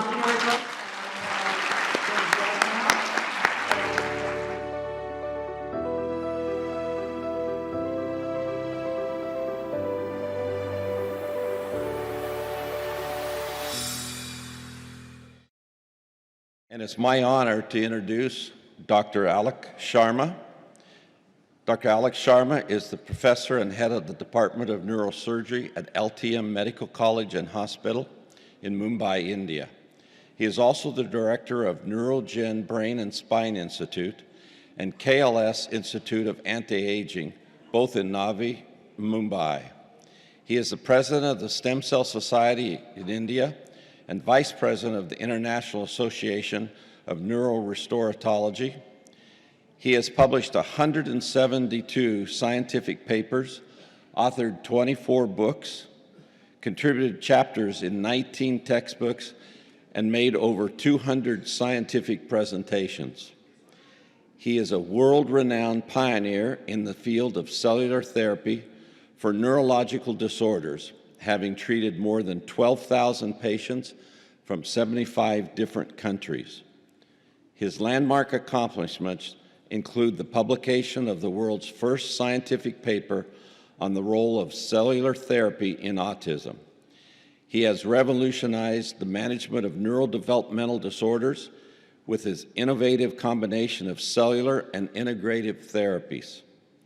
For this, he has received several international and national awards, such as the Rose of Paracelsus Award from the EMA Oxford 2016, the European Award for Best Practices, Brussels 2018, the Bharat Gaurav Award, London 2019, the Newton Universal Legendary Award, Boston 2022, the Sino-Phil Asia International Peace Award, Manila 2023, etc.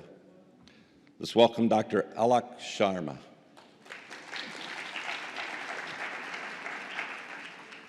This is truly amazing. To be in Dubai, to be at this wonderful international conference for autism and neurodevelopmental disorders, but most important, to be able to give a talk immediately after Temple Grandin. What an honor. I had never thought in my life that, one day I'd be speaking after the legendary Temple Grandin.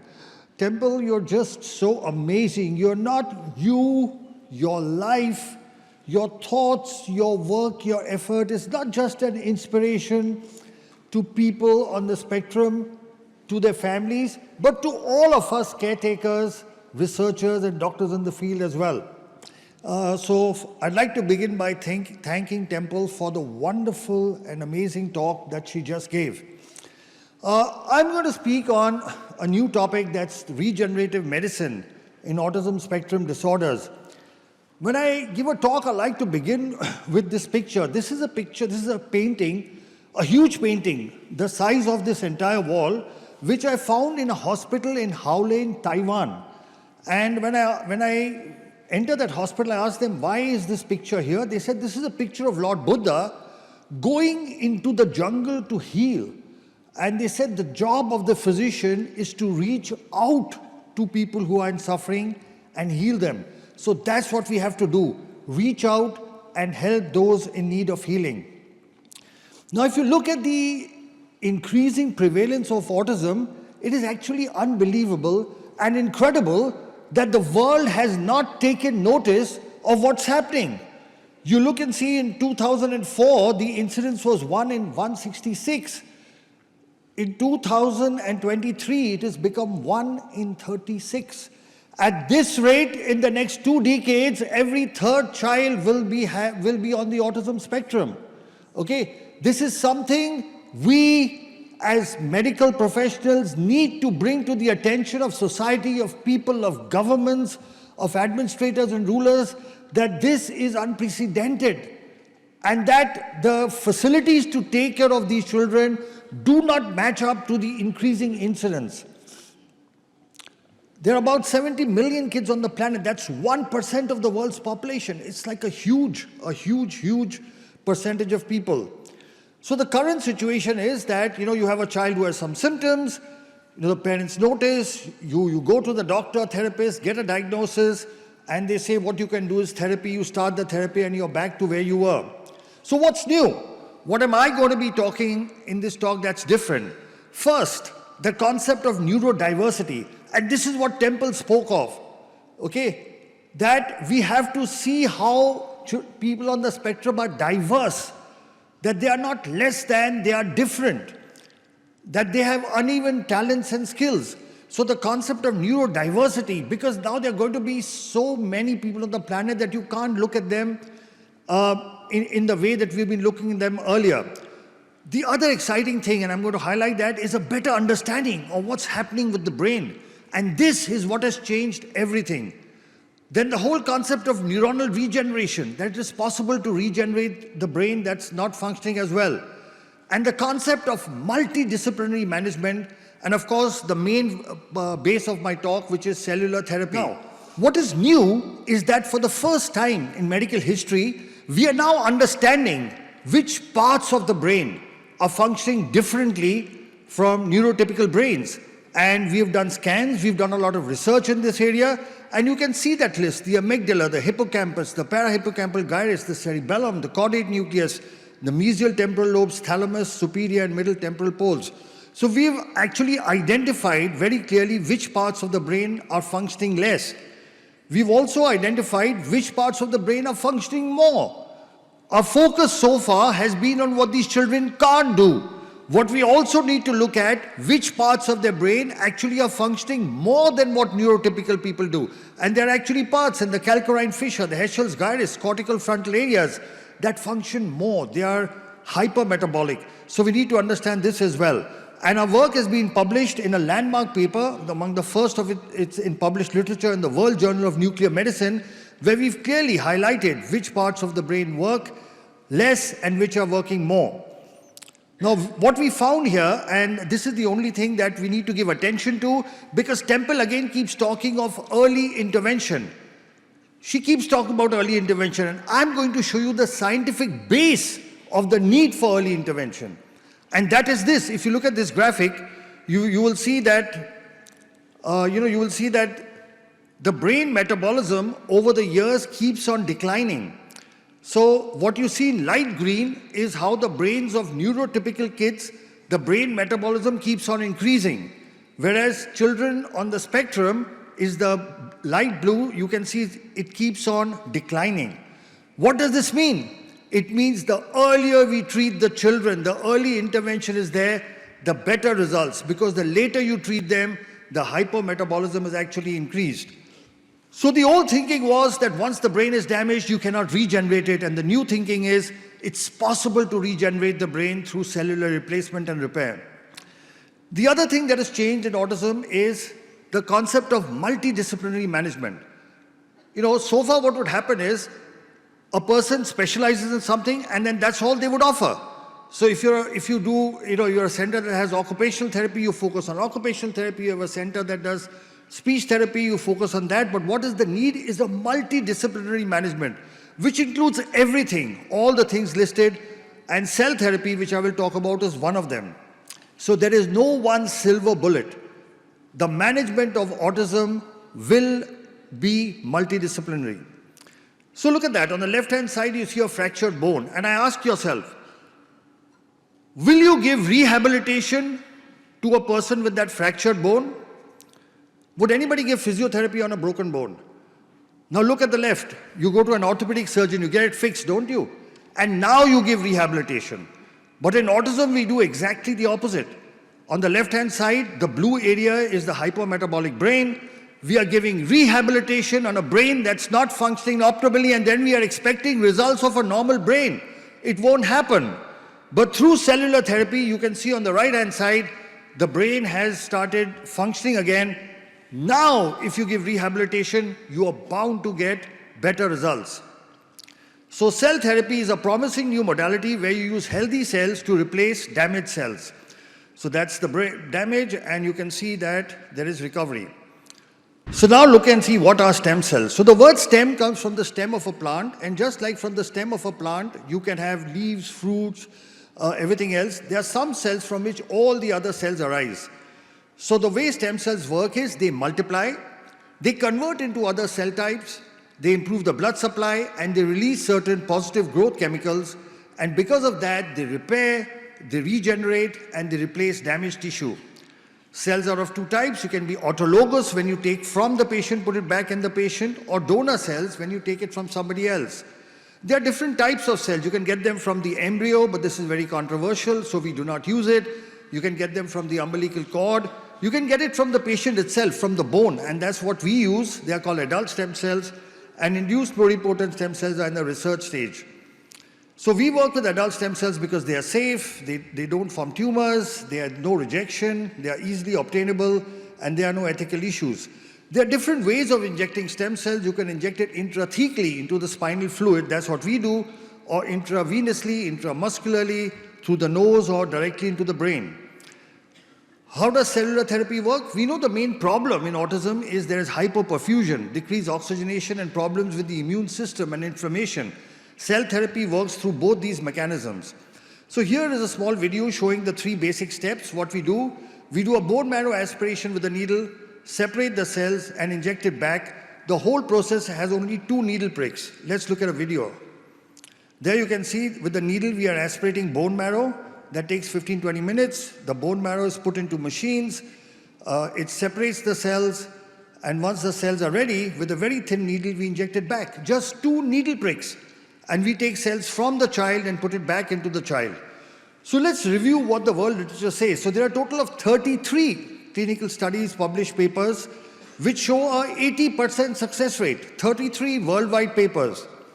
And if you see a review of literature, the world's first scientific paper was published from India. It was by us.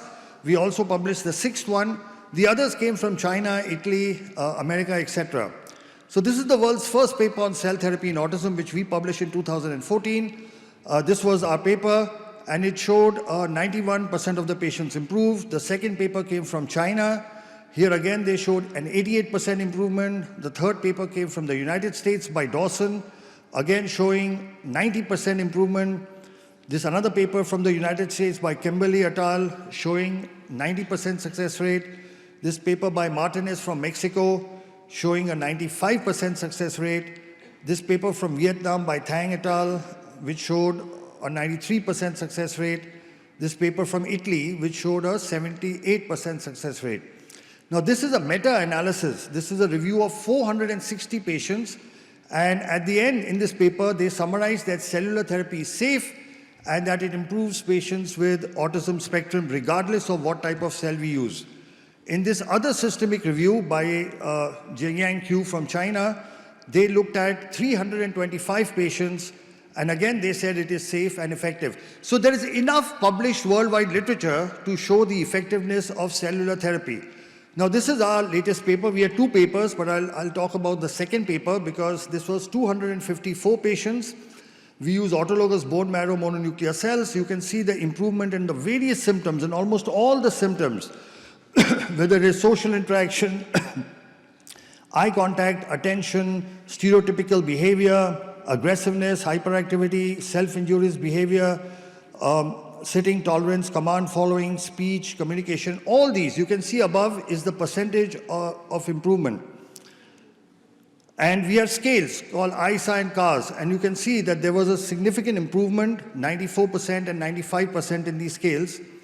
Now here's something interesting. The results depended on age.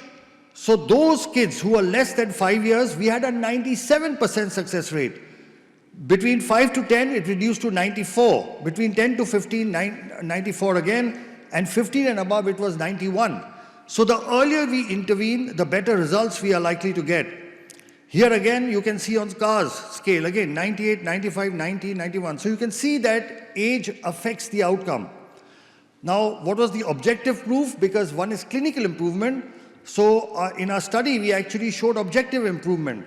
So above, this is a PET CT scan where the blue areas are the hypometabolic areas, the areas that are functioning less than normal. So you can see above all the blue. Now this is done on a Siemens machine. Below, you see 6 months later, and you can see the hypometabolic areas are gone. So this is objective proof. I'm just showing you 1 or 2 scans, but we have almost 3,000 such scans before and after that show that the brain damage, the parts of the brain that are not functioning appropriately in autism, they can be repaired. And this is proof of that. So this is on a Siemens machine, and this is on a GE machine. Again, you can see the cerebellum, blue area, hypometabolic, and below you can see that it has improved. So on 2 different sets of machines, Siemens machine and General Electric machines, both show before and after improvement. We have a total of 6 scientific publications in the results of cell therapy in autism. And now international books, medical books are introducing chapters. So in this book on recent advances in autism, there is a chapter, Stem Cell Therapy in Autism Spectrum Disorders, and they've asked us to write the chapter. So we've written the chapter for this book. Now this is data, what I showed you earlier was published. This data of 1,000 patients has been sent for publication. But just to give you an outcome, this is 1,010 patients. And again, you can see more or less similar symptomatic improvements. Again, the ISA and CAR scales, good improvement. Individual domains of ISA. And age-wise, again, you can see the same thing. Below 5 years, 89% improvement.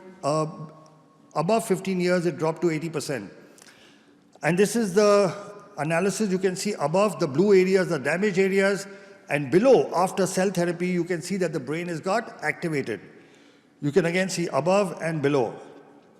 So complications. So we've had no major complications. There has been no neurological deterioration, no infection. However, one major concern is that 3% of our patients develop increased incidence of epilepsy when they already had epilepsy in the past. 10% of the patients get a spinal headache which lasts for 1 or 2 days immediately after the procedure, and there was some nausea, vomiting, local pain, etc. Now we've published this as a separate paper. People normally like to hide their adverse events. We've published a paper saying that seizures may happen as an adverse event because there is no treatment which does not have adverse events. But if you know it, you can actually manage it. So we've published this as well. Now I'll just show you a couple of videos. Just if you have little time, so yeah, we have some time. So I'll show you a couple of videos. There are 3 sets of patients from 3 continents. This is a child from America, father was a cardiologist, mother is a nurse, and he's improved so much. Today, this kid is not only completely off the spectrum, this video is a little old, but he's topping in school and he's doing wonderfully well.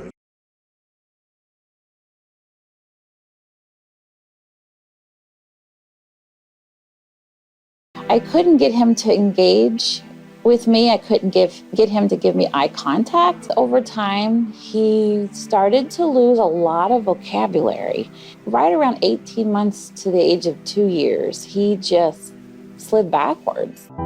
He would flap like that, and he would walk on his tiptoes, look at the wall and be talking to the wall. He had problems with eye contact. He'd never look you straight in the eye. He had problems with his speech. Some research and found out about neurogen. And the big question that I had in my own mind was, what is there to lose? And I could not come up with a good answer, and I said, we have to do it.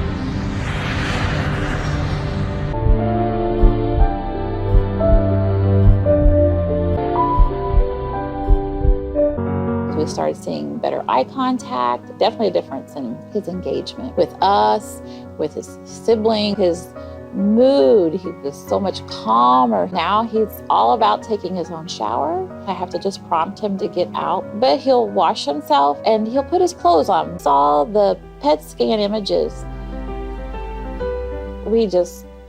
I can't tell you the word, we were just so excited and thrilled.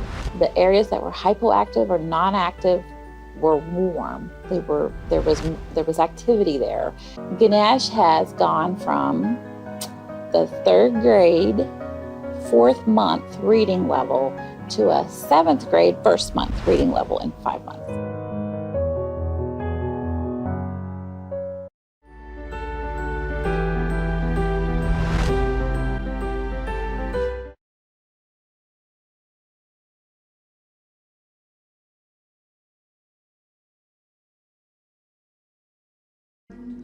And now we have Mercy over here. We went to different doctors, we went to different hospitals, and when I brought it up, they were like, oh, no, don't worry, it's because they are boys, they are triplets, they were premature. I would be walking out and I'm like, bye, and no child is crying, no child is waving back bye. And by then, for sure, I knew that they should be doing that. The children had this behavior of disappearing. In fact, Eric disappeared 3 times in the middle of the night. The biting, the spitting, the scratching. How are we going to stop this behavior? We went to see the neurologist, and in 5 minutes, he said, these children are autistic. As parents, it was very traumatizing. First of all, we didn't understand what autistic means. So I decided to really get to read a lot about autism. I remember the first time I read about stem cell. I was like, wow, this is really good. We had a lot of questions which we asked, and we got very clear answers from Dr. Sharma. The day of the stem cell itself came. Actually, I was a bit anxious, of course, but really I didn't have fear. A bit of apprehension, anxiety, of course, as a mother, but I knew they're in good hands. We put a needle in this pelvic bone, and then we take out the bone marrow, which is the fluid inside the bone. The pure stem cells, once they are ready, a thin needle is inserted into the lower back. We inject the stem cells into the cerebrospinal fluid. It flows all the way up to the brain. Things that would have taken probably years to be accomplished in my sons, in like 8 months' time, we've really been able to come very far. Just with water.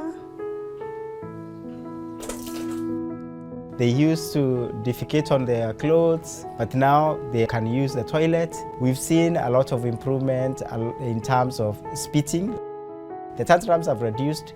Sleeping used to be a problem before, but at the moment, he's taken to his bed. It takes a few minutes and he's asleep. You see my sons cycle. You try to make them understand what it is to pedal, and they couldn't. But after stem cell, when we arrived in Kenya the following day, and we went out, and these guys could cycle.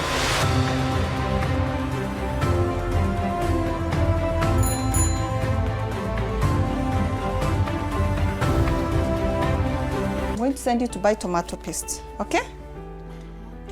I'm going to send you to buy what? Tomato paste. In the shop. Where is the shop? It's here. Okay. So I'm going to give you Money. for what? To buy tomato lollipop. I'm going to wear my shoes. That's right.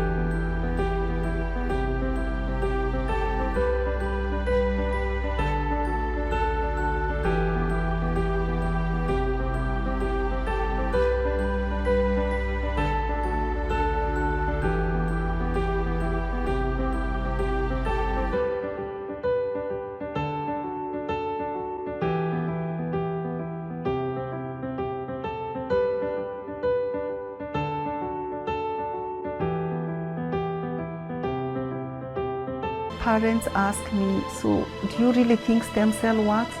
And I'm like,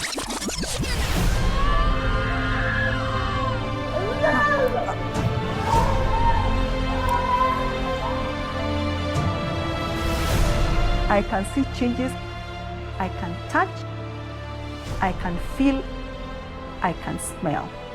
Of course, for me, stem cell works. I'll do it until my children get well.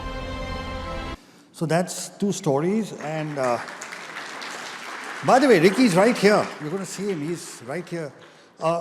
We are short of time, so I won't talk much about cerebral palsy, but this is a paper. It works just as well in cerebral palsy. We've got 15 articles, chapters in textbooks. And that's the brain damage before in cerebral palsy. That's after. You can see the improvement. Then in intellectual disability, it works as well. We have the world's first scientific paper. We've treated more than 12,000 patients from 75 countries, total of 106 papers and 16 books.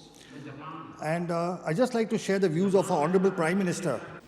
मैं Japan गया तो Japan मेरे कार्यक्रम में मैंने एक कार्यक्रम क्या जोड़ा मैं वहाँ एक नोबेल लॉरिएट साइंटिस्ट याकामाहा को मिलने गया मैं इसलिए किया गया कि उन्होंने स्टेम सेल के अंदर जो रिसर्च की है मैंने जितना पढ़ा था तो मेरे मन में आया था शायद इनकी एक खोज हमारे काम आ सकती है क्या हम गए तो वहाँ गए उनसे चर्चा की और बेंगलोर के हमारे साइंस इंस्टीट्यूट के साथ आज उस दिशा में हमारा काम हो रहा है कि स्टेम सेल्स के द्वारा हमारे युवा साइंटिस्ट कुछ खोज करें. So that is the Prime Minister of India, Shri Narendra Modi ji, talking in Parliament about stem cells. And here is the President of the United States. Today, with the executive order I am about to sign, we will bring the change that so many scientists and researchers, doctors and innovators, patients and loved ones have hoped for and fought for these past 8 years. We will lift the ban on federal funding for promising embryonic stem cell research. Scientists believe these tiny cells may have the potential to help us understand and possibly cure some of our most devastating diseases and conditions, to regenerate a severed spinal cord and lift someone from a wheelchair, to spur insulin production and spare a child from a lifetime of needles, to treat Parkinson's, cancer, heart disease, and others that affect millions of Americans and the people who love them. There's no finish line in the work of science. The race is always with us. The urgent work of giving substance to hope and answering those many bedside prayers, of seeking a day when words like terminal and incurable are potentially retired from our vocabulary. So my conclusion is that adult stem cell therapy that we use may be considered a safe and effective treatment option for autism, cerebral palsy, and intellectual disability. It accelerates development, reduces disability, helps in functional recovery, and improves the quality of his life. We heard the two biggest democracies in the world are India and America. You heard the Prime Minister of India speak of stem cells. You heard the President of America speak about stem cells. But now I want you to hear somebody more important than that. The child you saw in that video, he's right here, Ricky. Ricky, say a few words. Talk to the audience. Thank you. Say something. Thank you, everyone. I like to say thank you for giving me the neurogen stuff which we made.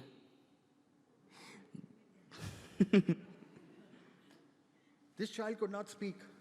This child could not go to school. Today he's standing in front of you Yeah. and giving a speech. Let's give him a big hand. Thank you, thank you, thank you. Thank you, Ricky. Come. Thank you, everybody. Thank you, everybody.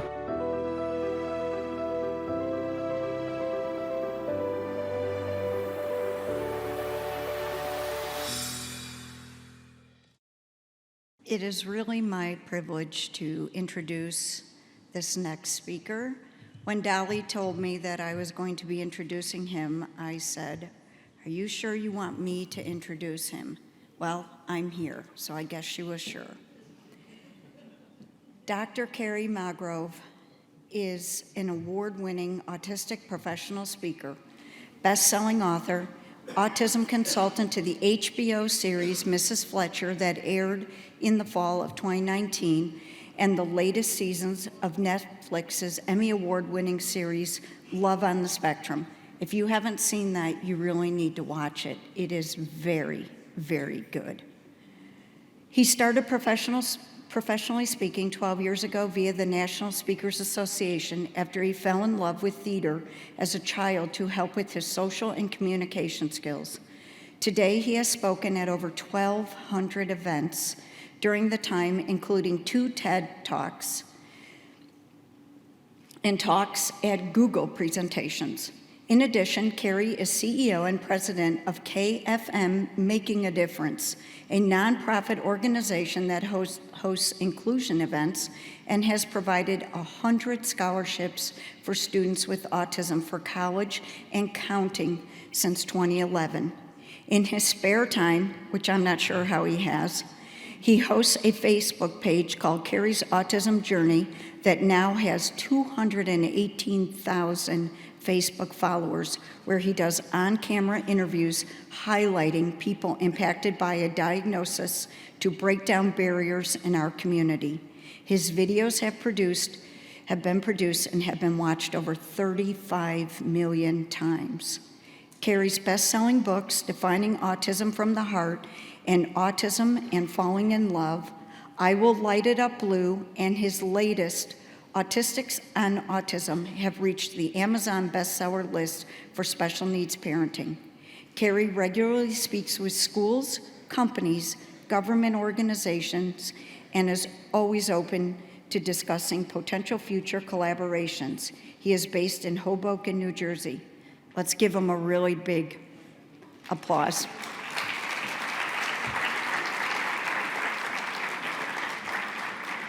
He's got a video that's supposed to be starting.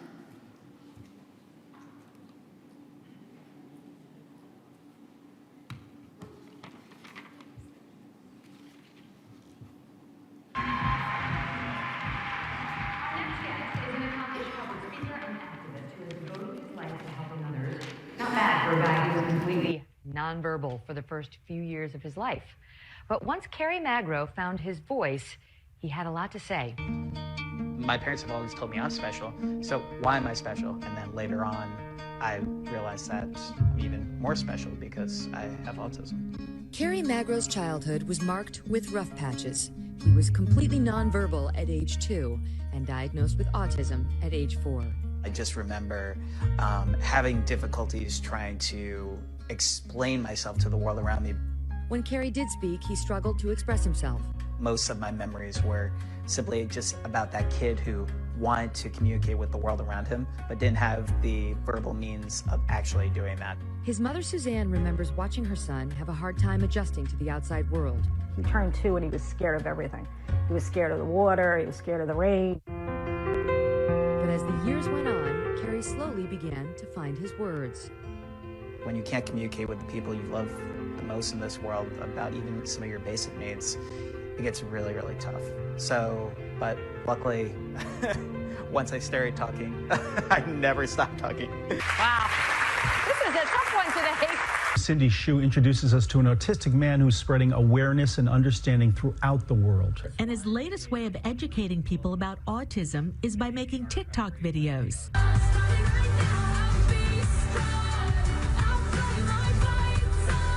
I received over 4.1 million views on TikTok. And I just had so many parents, educators, family members who just wanted to learn more about autism. And they were like, keep going, keep doing what you're doing because it's making a difference. In college, he started a nonprofit called KFM Making a Difference, which awards autistic students with college scholarships. He later earned his doctorate in education.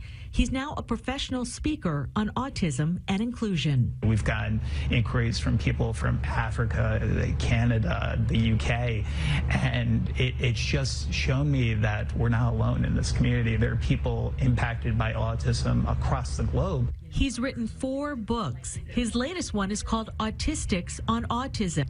All proceeds will go to his scholarship foundation. You are going to find 100 amazing autistic adults' stories of how they were able to navigate their adolescence and ultimately succeed in their journeys. He says most publicly funded services end for autistic children when they age out of school, so that could be late teens.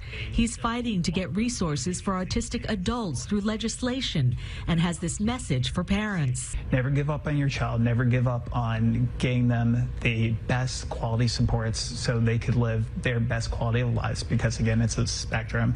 And it's really about providing those resources across the lifespan, because autistic children will grow up to be autistic adults and we need to be ready for them. And he'll keep promoting awareness any way he can. What doing today? Awesome. It is such a huge honor to be here with all of you speaking on a really important topic that is facing so many individuals within our community.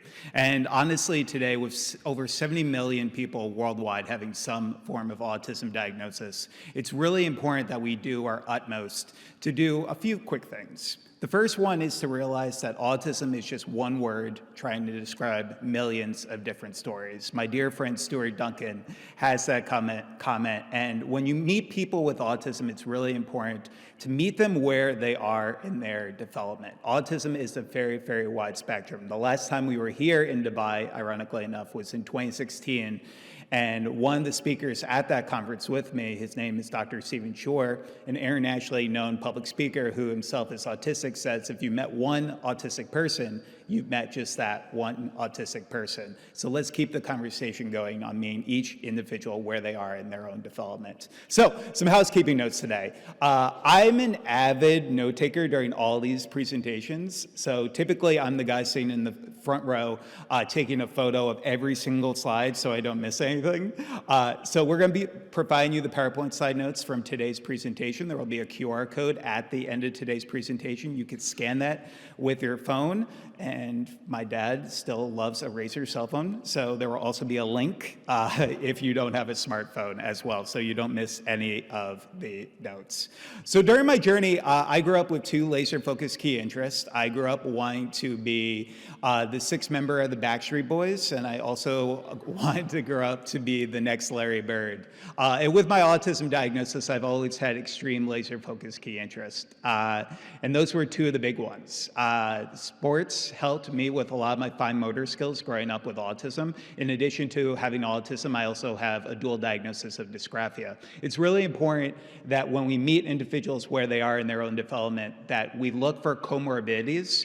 So if an individual might have a dual diagnosis, we are able to diagnose that as early as possible. Early intervention truly is the key. Within those first 5 years, getting a diagnosis is really pivotal.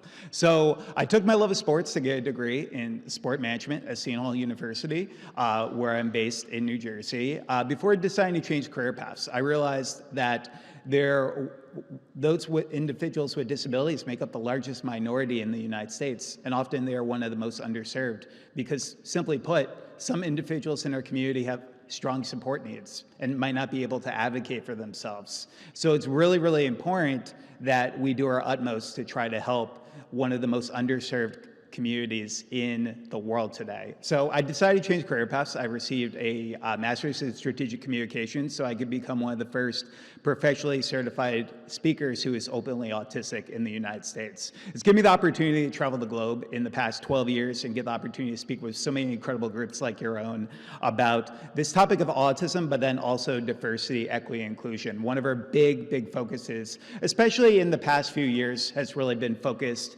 on corporate and really focused on helping those with autism find meaningful employment and tapping into one of the most untapped talent pools that employers should consider. So really quickly today, and again, this was a journey, I want you to imagine something really quickly.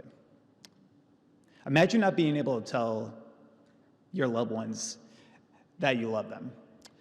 Not being able to speak in full sentences until you were 7 years old. Having sensory challenges to the point where you felt like an alien compared to other people. Being such a picky eater that any time your parents tried to introduce you to a new food, it made you cringe. This used to be my life. When I was a kid, there were so many people who told me what I would never be able to do in this life. They would also tell me that I would have a photogenic memory, that I would be really great at math, and when I turned 21, my parents would take me to Las Vegas with them, and I would win them $88,000 on the blackjack tables. Prototypically, I was considered a Rain Man diagnosis. I was considered a savant, but I was also considered somebody who had a lot of limitations in his life. So what helped get me to where I am today speaking in front of all of you was over 15 years of occupational speech and physical therapy. There's no one-size-fits-all when it comes to our autism community. One of the first movies I ever got the opportunity to consult on was a movie from Warner Brothers called Joyful Noise, starring Queen Latifah and Dolly Parton, based on one of the characters in that film having autism. And Queen Latifah's character has a great quote in that movie where she says, "When things don't fit in a nice, pretty box, you build a bigger box." And that's what we have to do for individuals in their autism community. And my mom, love her to death, she's here with me today, had the opportunity to really create a bigger box for me, and that's why I'm here today. I love you, Mom. So, thank you. And now she's gonna be blushing for the next 30 minutes, so I am so sorry for that. But she found what worked for me. She found that occupational speech and physical were integral. Using my key interest of being the sixth member of the Backstreet Boys to find music and theater therapy as an integral way of helping me with my sensory processing challenges. Also including reward systems and token systems as a way of helping me build on my self-motivation, especially when I was initially diagnosed with autism when I was 4 years old. And then also positive reinforcement practices. Telling our kids what they are good at the beginning of each day can really help provide a positive mindset for them in their academics every single day, but also their lives as well. And then also self-advocacy. It's so important in our society that we teach our kids about their diagnoses at earlier ages, because I grew up knowing I was special, but not knowing what that meant. So for years in my life, it was just me going to specialized children's hospitals and finding services and seeing kids lining up blocks and lining up their toys. And I was always like, these individuals are special just like me, but why am I special? And it was so life-changing to learn about my diagnosis. So my background today, I would say about 80% of our annual referrals are in speaking with diversity, equity, inclusion groups, employee resource groups, about tapping into this untapped talent pool. Some of the things that you should know is that those with autism, on average, are more likely to stay at a job longer. They are more likely to take less time off from work. And when we talk about the majority of reasonable accommodations, I speak to so many companies, even globally, who say, well, Kerry, I'm not sure if I could actually hire somebody who's on the autism spectrum because I think it's going to affect the bottom line. And a lot of people don't know this. The majority of reasonable accommodations cost absolutely nothing. And when they do, it's typically just an onboarding fee of around $500 to $1,000. So let's start changing the conversation. I took my love of theater when I graduated from college to really just get involved with the entertainment industry. I got to meet a wonderful man named Todd Graff, who was directing this movie called Joyful Noise. And I told him about how theater had an impact on me growing up on the autism spectrum. And he was like, Kerry, would you like to be a consultant on this film? I didn't actually know this was a job that people could get paid for. And I thought I was getting punked at the time. And I thought it was just like a practical joke that my parents kind of like threw at me from like a family friend. But within just a few days, I was working on this Hollywood film with one of the characters having autism. And we've now got an opportunity to work on a wide range of films and TV shows today that focus on autism-related characters, because representation truly, truly matters within our community, and seeing more individuals with disabilities on the screen today.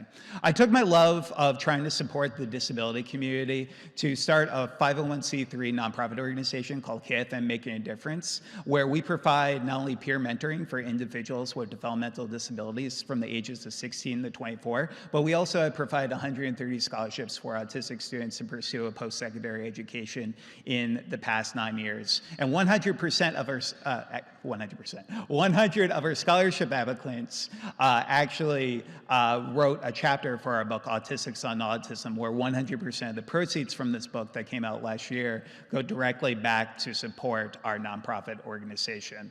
So along the way, one of my mentees, when I was just starting off my nonprofit, said to me, Kerry, how do I learn more about the autism community from people who are actually impacted by autism? And I didn't have any resources to share with him, really. So I thought to myself, why not write a book? I assumed it would sell 50 copies and be a good Christmas gift for my parents. When my first book, Defining Autism from the Heart, came out, focused on self-advocacy. But within 3 days, it became an Amazon bestseller for special need parenting. And it continued to give us a platform to discuss autism within our communities, writing books about autism in relationships, college for students with disabilities, in addition to how we look at this life after lockdown, after COVID-19, and how we could support individuals with developmental disabilities. And one of the most fun things I get to do as part of my job is I get to meet local self-advocates, and I get the opportunity to nurture their self-advocacy. We got to meet this incredible family that I wanted to highlight with all of you today, because it's a unique message that I hope more people in our community can really relate to. So we're going to play this video, and fingers crossed tech works. Yeah. You have two sisters, Rachel? Both sisters. Both sisters. JJ, what do you like to do for fun?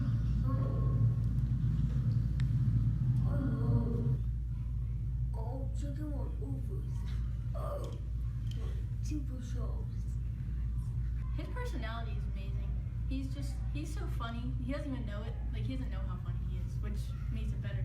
I love how JJ makes these movies, and he uses the stuffed animals, and he shows us to all of us, and I think it's really cool. What is one of your favorite things about your sister? Like the JJ likes out with Katie. Yeah, okay, yeah. What do you like about me? Yeah, me. Yeah. What do you like? Television. Okay. I don't like how people treat autistic kids different, because they're exactly like us. They have feelings too, and they act like autistic kids don't have feelings. How does it make you feel? It makes me really upset. For siblings who might be watching this at home, what would you like them to know if they may have a brother or sister who's on the autism spectrum? Celebrate accomplishments, encourage them to do the best that they can. We have a good family. Yeah. Everyone's supportive. It's just circle love. So one of the key messages I hope I could leave you with today is that it takes a village. And you have to realize that regardless of where you are in this journey, whether you're an educator here today, a therapist, a parent, or a self-advocate, it's important to know that every single individual in your lives can hopefully become part of this village to make sure that we're providing reliable autism resources across the lifespan for our over 70 million individuals who are autistic today. So every single place I go to speak, I've had the opportunity to travel the globe and get the opportunity to share my story, but I realized that many individuals in our local communities didn't have an opportunity to share and lift their voices.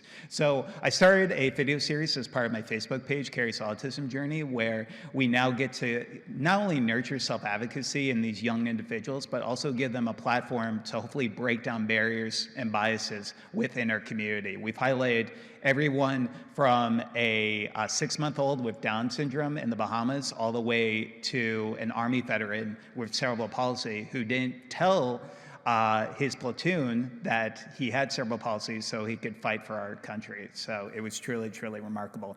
The other big note I hope I could leave you with today is that girls with disabilities often fall through the cracks in our society. We see this so much with so many girls being able to bear masks, different characteristics, such as stimming, such as known as self-stimulatory behavior. There are some individuals who fall through the cracks because of that. We're gonna skip this video and maybe come back for it if we have a little bit of time.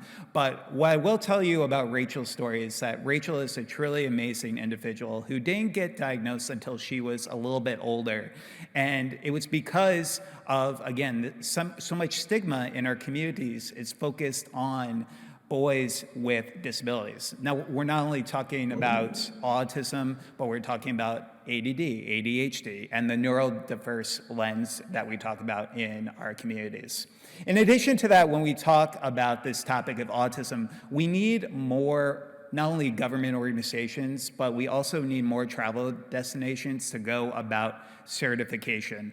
I've had the wonderful opportunity to collaborate with a group called IBCCES, who do certified autism centers around the country. We just spent yesterday at Aquaventure at Atlantis, and they are a certified autism center. We got to see sensory guides that they had for different rides, which told you how much sensory processing each ride specifically had. And it was just so amazing to see the structure there, especially to bring families of autistic children to our parks. It was truly an amazing thing to see. In addition to that, when we talk about this, it's also just great to reduce stigmas. One of the great things about certified autism centers is that they train up to 80% of their employees on autism and sensory awareness in the hopes of helping these individuals understand a little bit more about how to approach our community. So how I got involved in making the world more inclusive, my interest in certification started with wanting to host more sensory-friendly meetings in my home state of New Jersey. For the past 10 years, I've played an autism and sensory-friendly Santa Claus, where we had the opportunity to meet children with disabilities at their level to really, truly support them, especially from a sensory processing perspective. So I decided to join a board called IBCCS based in Jacksonville, Florida in 2019 to support this community. So during my work in public speaking, one of the most interesting experiences I had was when I was speaking at a Fortune 500 company, and we were speaking about diversity, equity, inclusion, and one of the individuals in there asked me if every single person who has autism grows up to be the good doctor. If anyone has seen The Good Doctor is a show on ABC focused on Dr. Sean Murphy, a savant who is on the autism spectrum. And that's why we need to make sure people realize that autism is not only in children, but there are going to be individuals in our workplaces that you meet in the future who are also going to have these diagnoses. And not every single person you meet will end up fitting in this lens of the Rain Man, good doctor stereotype. So that's the other big thing. We have to realize that autism has no look. Typically, the two most common things people say to me when they come up to me for the first time is they say, Kerry, you have autism, but you don't look like you have autism. And then also, Kerry, you have autism, but you look so normal. Disability has no look. And it's important that we not only discuss this, because it's also important about promoting kindness. When we talk about our society, there are going to be people that you meet who you're only going to see the challenges that may face on the surface. You're not going to know what's going on in day-to-day lives. So one of my biggest challenges, though, was sensory related. I grew up having a hypersensitivity when it came to loud noises. I would wear earbuds in my ears. I would wear sunglasses in many of my classrooms due to fluorescent lights. So luckily, though, I had not only a great occupational therapy team, but I also had an in-house occupational therapist who truly, truly helped me. And this is a global movement that we're seeing. There are more groups that want to go about certifications because they realize that it's not only the right thing to do, but it also demonstrates high ROI, because at the end of the day, more individuals are likely to buy products from groups that patronize with the disability community and support those with disabilities. We were so excited to see that Mesa, Arizona became one of the first autism certified cities in the globe. And they have done a remarkable work, not only to provide certified autism centers for first responder groups, but also their businesses and travel destinations as well. And in addition to that, Dubai recently announced it plans to become the first certified autism destination in the Eastern Hemisphere. Give your guys yourselves a round of applause. That's really, truly, truly remarkable. And we need more individuals like yourselves championing this cause. So we applaud Dubai for taking the necessary steps to make certifications like this possible, realizing the importance of the autism community. One of my favorite experiences I've ever had was at a certified autism center. After growing up as somebody who struggled with textural issues and having issues with water on my skin, there was always something soothing about playing with animals in the water. So I got to go to the Discovery Cove in Florida, which was a certified autism center, and we got the opportunity to swim with dolphins. And I have terrible balance issues. I can't ride a bike for the life of me. And in the water that day, I was having some challenges because the land was very, very tough. I also have flat feet, so that didn't help this situation. So I was at Discovery Cove, and one of the best things that somebody did for me there was just showing me compassion. They not only showed me compassion in being able to just hold my hand while I was going in the water to swim with the dolphins, but they asked questions when they were unsure about something. I think some of the easiest things that can help our autism community are some of the things that just make the most common sense in the world. Continue to ask questions when you're uncertain about something, and then also pursuing competence. They pursued competence for me every single minute that I was there at that park. And that's truly why I love the idea of certifications in our local community. In addition to that, other things to consider, autism and the majority of disabilities are lifelong. While early intervention is the key, those first 5 years are pivotal, we need to realize that people don't cure themselves of having autism. We spoke in Egypt a few years ago when we were laying the pyramids of Giza blue, and I was just talking to somebody about this earlier, and one of the parents asked me if exorcisms could cure autism, and I was like, oh, wow, that's an interesting perspective I haven't heard from before. It just goes to show that the education truly needs to be there in more of our local communities, because if you don't have that personal connection, and just by a show of hands really quickly today, how many of you know of somebody who's on the autism spectrum? And if you feel comfortable, how many of you have a sibling or a family member who's on the autism spectrum? Okay. And if you feel comfortable enough, how many self-advocates are here today? Yeah, we have quite a few. It takes a village, and using your voice can truly make such an important change within our community. Another key message I hope I can leave you with today: if it isn't written down, it did not happen. Documentation is so important, especially when we look in 2023. Hearsay is something we really can't get behind anymore. We need to make sure that we're not only documenting in our workplaces, but also for our kids. I think it's important for every therapist and educator to have a journal where they can document for their child, look at short and long-term goals that they have for the individuals, but also helping the parents understand about their developmental milestones as well. And I truly believe this message right here. I think schools should truly have a mandatory class That you get credit for, where you learn more about people with diagnoses. Imagine students getting just a little education on autism, ADHD, Down syndrome, dyslexia, cerebral palsy. It could make a huge impact on understanding and acceptance. I truly believe that in that message. And that's why many individuals in our local communities are pivoting our conversations. April is also known to many of us as Autism Awareness Month, but many individuals in our community are pivoting it to Autism Awareness and Acceptance Month, realizing that it's not enough to just be aware about autism, but how can we be inclusive? So these are some great ways that we can be inclusive in our education setting today. One of the biggest things I say is that finding an individual and understanding what type of learner they are, whether they're a visual learner, whether they're an auditory learner, or whether they're a kinetic learner, where they learn by movement and moving around. Being able to, again, meet every single individual where they are. Being concise, giving choices, also considering visual timers as a way of helping individuals with transitions. Educate on stimming and flapping. For example, I've been stimming this entire time. Every single time I've moved my hand like this is a stim. And for everyone here in this room, every single one of you stim.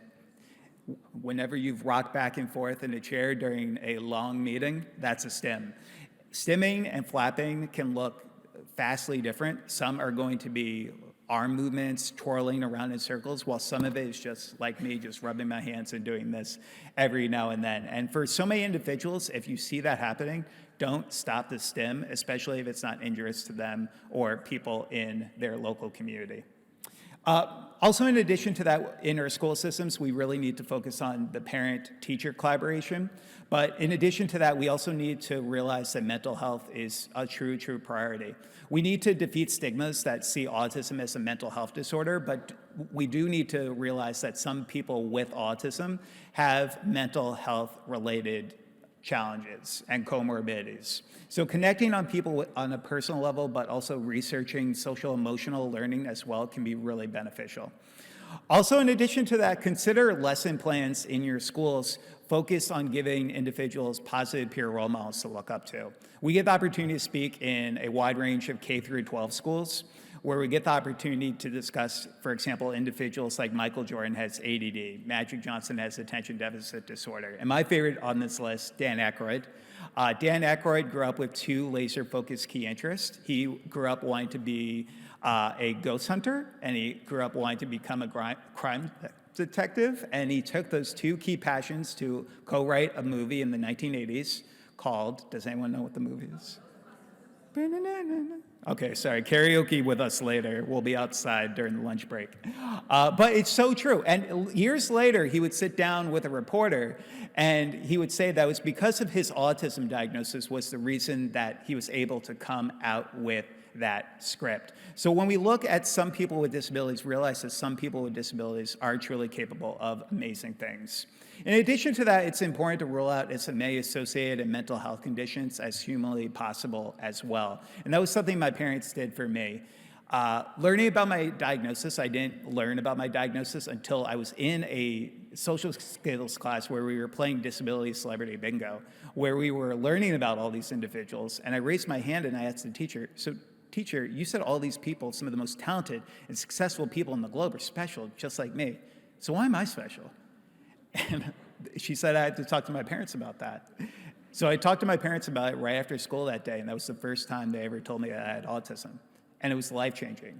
For so many years of not knowing why I was special, everything came full circle for the first time. And I started understanding why I was stimming, why I was wearing sunglasses in many of my classrooms, and everything just came to perfect sense for me. So it's important when we talk about this to have earlier conversations so when our children are in school, they can understand a little bit more about the accommodations that they may receive. Also consider having a dialogue with parents that you may know about the importance of a child's diagnosis as well. So in addition to that, what helped me is we need to emphasize that the key is communication, not speech. There's going to be individuals in our community specifically where I'm based in the United States, 40% of all autistic people are either non-speaking or nonverbal. But one of the stigmas we have is that a lot of people think that they are unintelligent and have a low IQ. And that couldn't be farther from the truth. Most people on average, especially in the United States who are nonverbal, have an average to above average IQ. So we need to realize that also the key is communication, not speech. But just because somebody's nonverbal does not necessarily mean that they're unintelligent. There's some great global tools that you can use to understand how individuals in your communities communicate, such as the communication matrix. This is a free benchmarking tool that helps assess how individuals communicate within our local communities, from things like pre-attentional behavior, intentional behavior, and then also unconventional, and also helping you understand the differences between nonverbal and non-speaking, because there's a lot of stigmas around that. Nonverbal literally means no noises at all, no babbling at a certain amount of months a kid is growing up. Non-speaking could be something completely opposite of that. In addition to that importance of peer mentoring, I truly believe that every school system around the globe should have a strong peer mentoring program, because it just makes sense. It doesn't affect the bottom line in our schools. Typically, it just takes an academic advisor 20 to 25 hours every academic year to put into place to give kids positive peer role models. It not only has been shown to lead to decreases in depression, anxiety, but it also helps from a bullying prevention perspective as well. And then social connections can lead to academic success. We need to educate our schools about the importance of providing more elective opportunities, but also more unified classrooms as well, helping individuals with and without disabilities be able to interact, not only to become more inclusive overall, but to help them have those social connections, because a little awareness can truly go a long way. And then also considering educating around universal design for learning. Lecture style is truly, truly dying in many of our communities. So the importance of getting individuals out of their seat and engaging with them is really, really important. Hey, Mama Mags, how am I doing on time?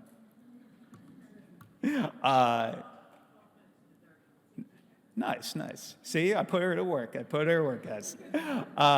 Encouraging parent involvement can also be, and she'll be blushing for the next 12 minutes too. It's amazing. I love you, Mom. I love you.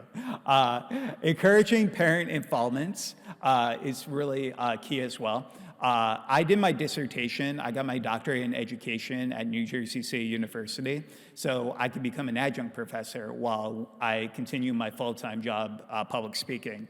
And I did a qualitative study focused on the perception of resources for parents of children with autism who are in online communities. And what we learned from these semi-structured interviews was the importance of trying to find a village, especially for those who have multiple jobs, for military families who might be traveling a lot, being able to find your village online, and seeing that a lot of parents have found success using Facebook groups and other methods of technology as a way of helping them communicate, especially around referrals towards different therapies and supports in their local areas. Also consider in your schools having alumni organizations comprising of individuals with disabilities to educate the school districts about the disability community and what helped them when they were in school. Again, something that doesn't affect the bottom line, and it just makes a lot of sense.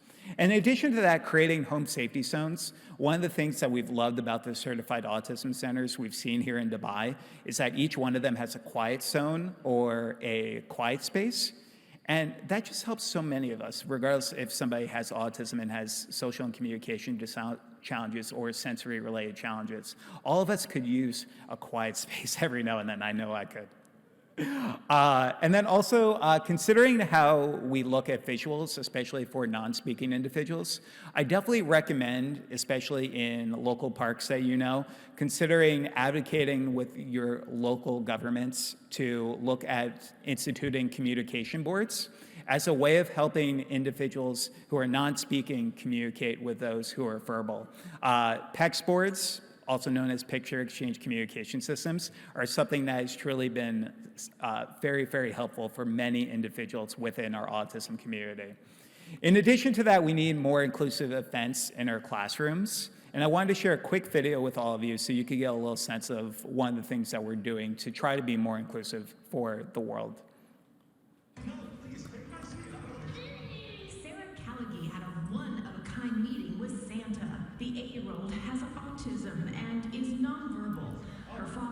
forward to this event because this Santa's helper understands the challenges of autism firsthand. Santa also has autism. It's such a special connection, special bond. The helper is actually 28-year-old Kerry Magro. Diagnosed at 4, his sensory challenges prevented him from visiting Santa as a child. He created this event so others like him don't miss out. This event is more inclusive because we dim the lights, we turn down the sound and try to help them as much as we can. Just does a great job. It just takes his time. There's no rush. Most of the elves and Mrs. Claus are occupational therapists and special education teachers. The team visited with 181 special needs families, including 4-year-old Rusty Marsh. Is this the first time you've seen Santa? Yes. Is it? Yes. And was he a nice Santa? Yes. With 1 in 68 children diagnosed with autism, Magro hopes to inspire more sensory-friendly events all year round. Autism doesn't stop in December. It doesn't stop during Christmas. Santa says, That's the best Christmas gift of all. this is the 3rd year of the event, and Magro's mom is one of those jolly elves.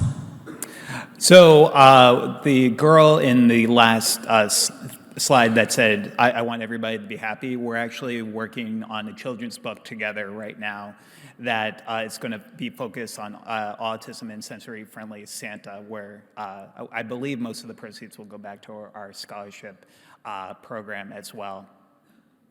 So it's just important overall when we talk about these sensory-friendly inclusion events. It just makes sense. It gets more people out to our public areas. It also can help build attendance, especially after COVID-19, with COVID-19 hesitancy in some of our areas. If you want to learn more about how you can create a sensory-friendly inclusive event, I would definitely recommend going to this website called paautism.org. On their website, they have a one-sheet PDF where you could learn a little bit more about the sensory considerations you could put into place to make this a reality in your local area, such as being able to turn down bright lights, turn down external noises, and the other sensory considerations as well.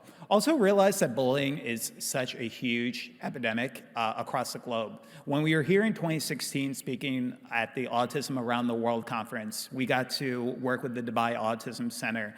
And one of the key messages that we left with them was that bullying is something that's not only in school-age children. We see a lot of bullying in the workplaces today as well. So we have to realize that this could be a lasting challenge for many in our community. I didn't have the social abilities to defend myself in many cases as somebody who didn't start speaking complete sentences till I was 7. And it's really, really important that we educate our kids on what a friend is, what a bully is, and how to go about stopping bullying, especially for our verbal students. When stopping bullying happened for me completely, I realized what bullies did. So I would role play different scenarios in my classrooms with my teachers on how to stop a bullying, where if somebody said to me, Kerry, you have autism, but you are so stupid, I would turn around and I'd be like, well, yeah, sometimes I do stupid things. Thank you so much for bringing that to my attention. And that literally would stop the bully from because when you don't give them the power over you, we have to realize that bullying simply is just that, an imbalance of power. And when that bully wants the power over somebody else, being able to tell the bully that regardless of what you say, you could hate my guts, I'm still gonna love you anyway, it completely stops that situation from happening. So let's continue those conversations. October is also National Bullying Prevention Month, so it has a global perspective on discussing the importance of pivoting from autism awareness to autism acceptance.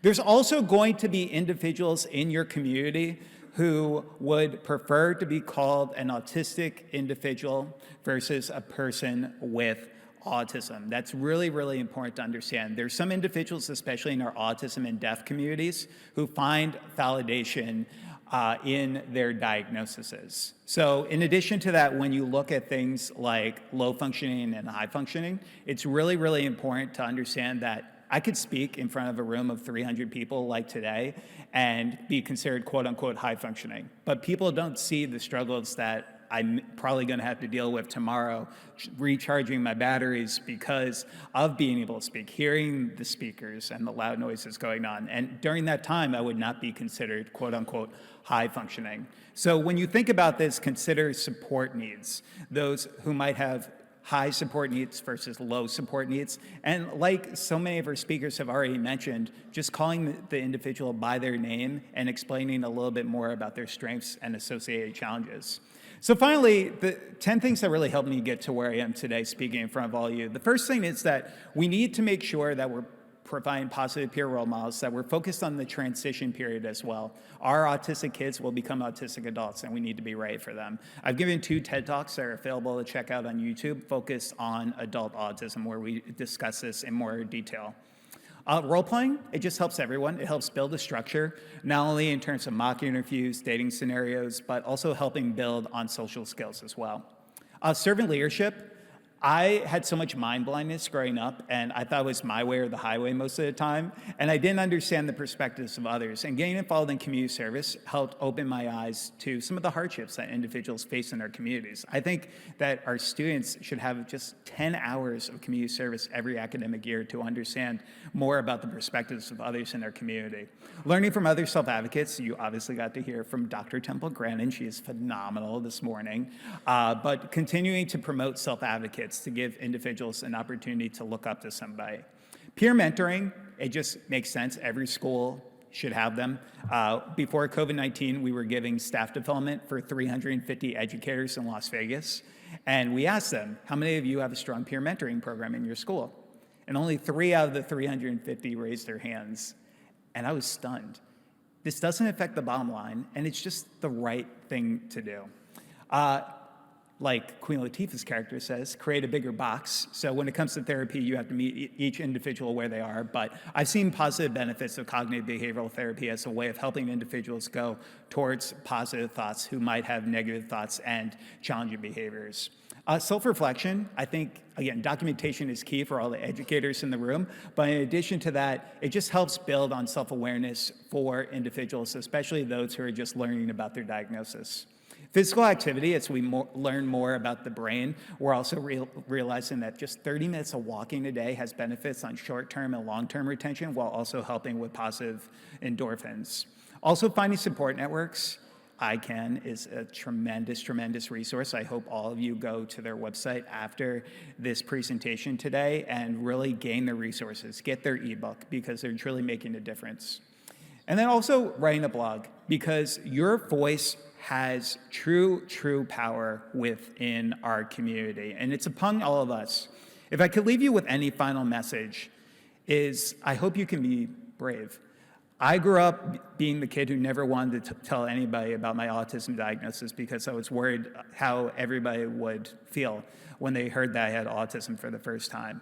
And now today I go into the companies and they say to me, Kerry, I want to do professional development on autism, and I want to have you speak in my conferences, but I'm not brave enough to kind of talk about autism because it's such a sensitive topic. And with the numbers continuing to increase, not only where I'm from in the US, where it's 1 in 36, but globally, I want every single one of you in this room to be brave, because it's about our community and it's about supporting these individuals across the lifespan. So I like to say that autism can't define me, and I define autism. And I can only hope that regardless of any single journey that any of you have in this life, that you can go out there and you can define your lives and your journeys in the way that you best see it every single day. And if you need any help getting started in these conversations, please stay in touch. Thank you all so much for having me here today.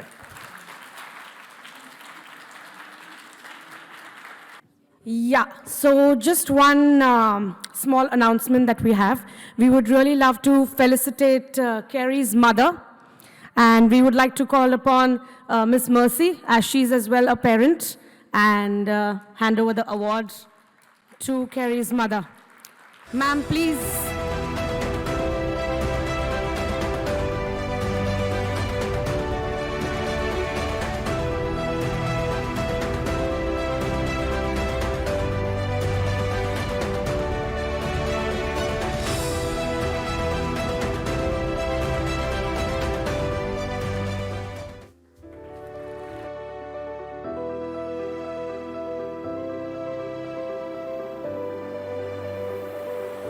Now, it's a true honor to call Dr. Nadia Al-Saig on stage. She's our chief guest. Please, all of you all, a big round of applause for ma'am. She's the founder and Director General of Senses Residential and Daycare for Special Needs. We would really like to felicitate ma'am, as Senses has been the strategic partner for ICAN.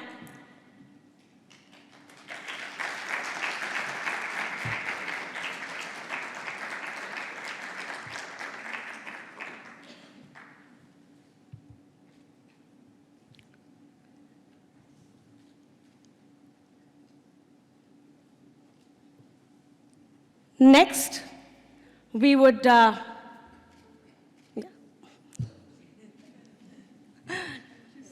social media. Yeah.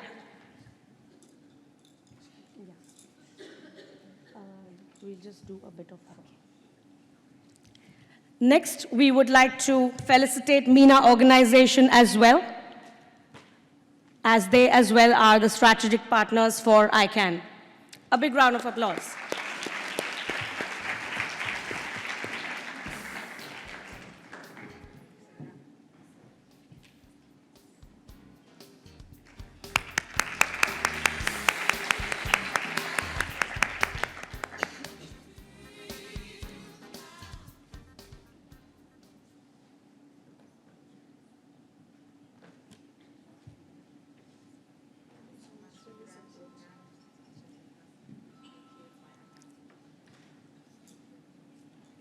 Thank you so much. And now we would like to felicitate Farhan Shahid, who is from Senses and has been helping us with the entire organization of ICAN.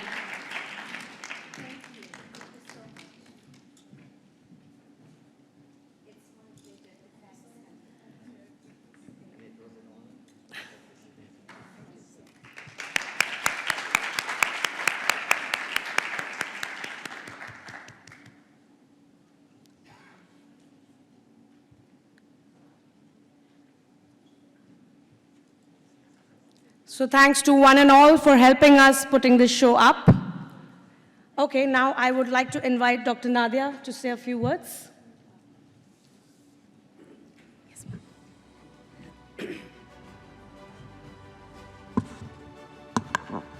بسم الله الرحمن الرحيم والصلاة والسلام على خير الأنام محمد المصطفى وعلى آله وصحبه أجمعين. Good morning everyone, and I would like to welcome the International Conference for Autism and Neurodevelopmental Disorder ICAN Dubai 2023. It's a great honor to be a part of this event and hope we come down with this conference with the best practice to the region and share knowledge to the latest trends on autism and neurodevelopmental disorder.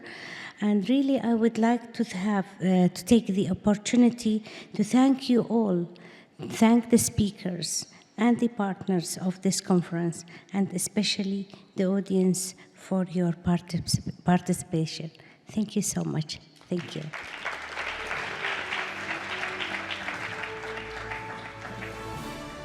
So now we will be inaugurating our book, Treatments for Autism. As we did see in the film, it was earlier already inaugurated in English, but now we are inaugurating it in Arabic language. So ma'am would do the honors.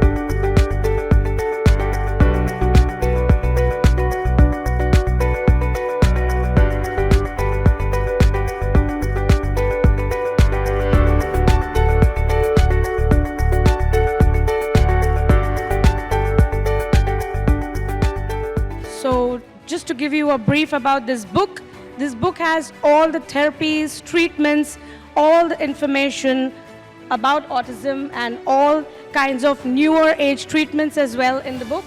You can have a copy online on our website.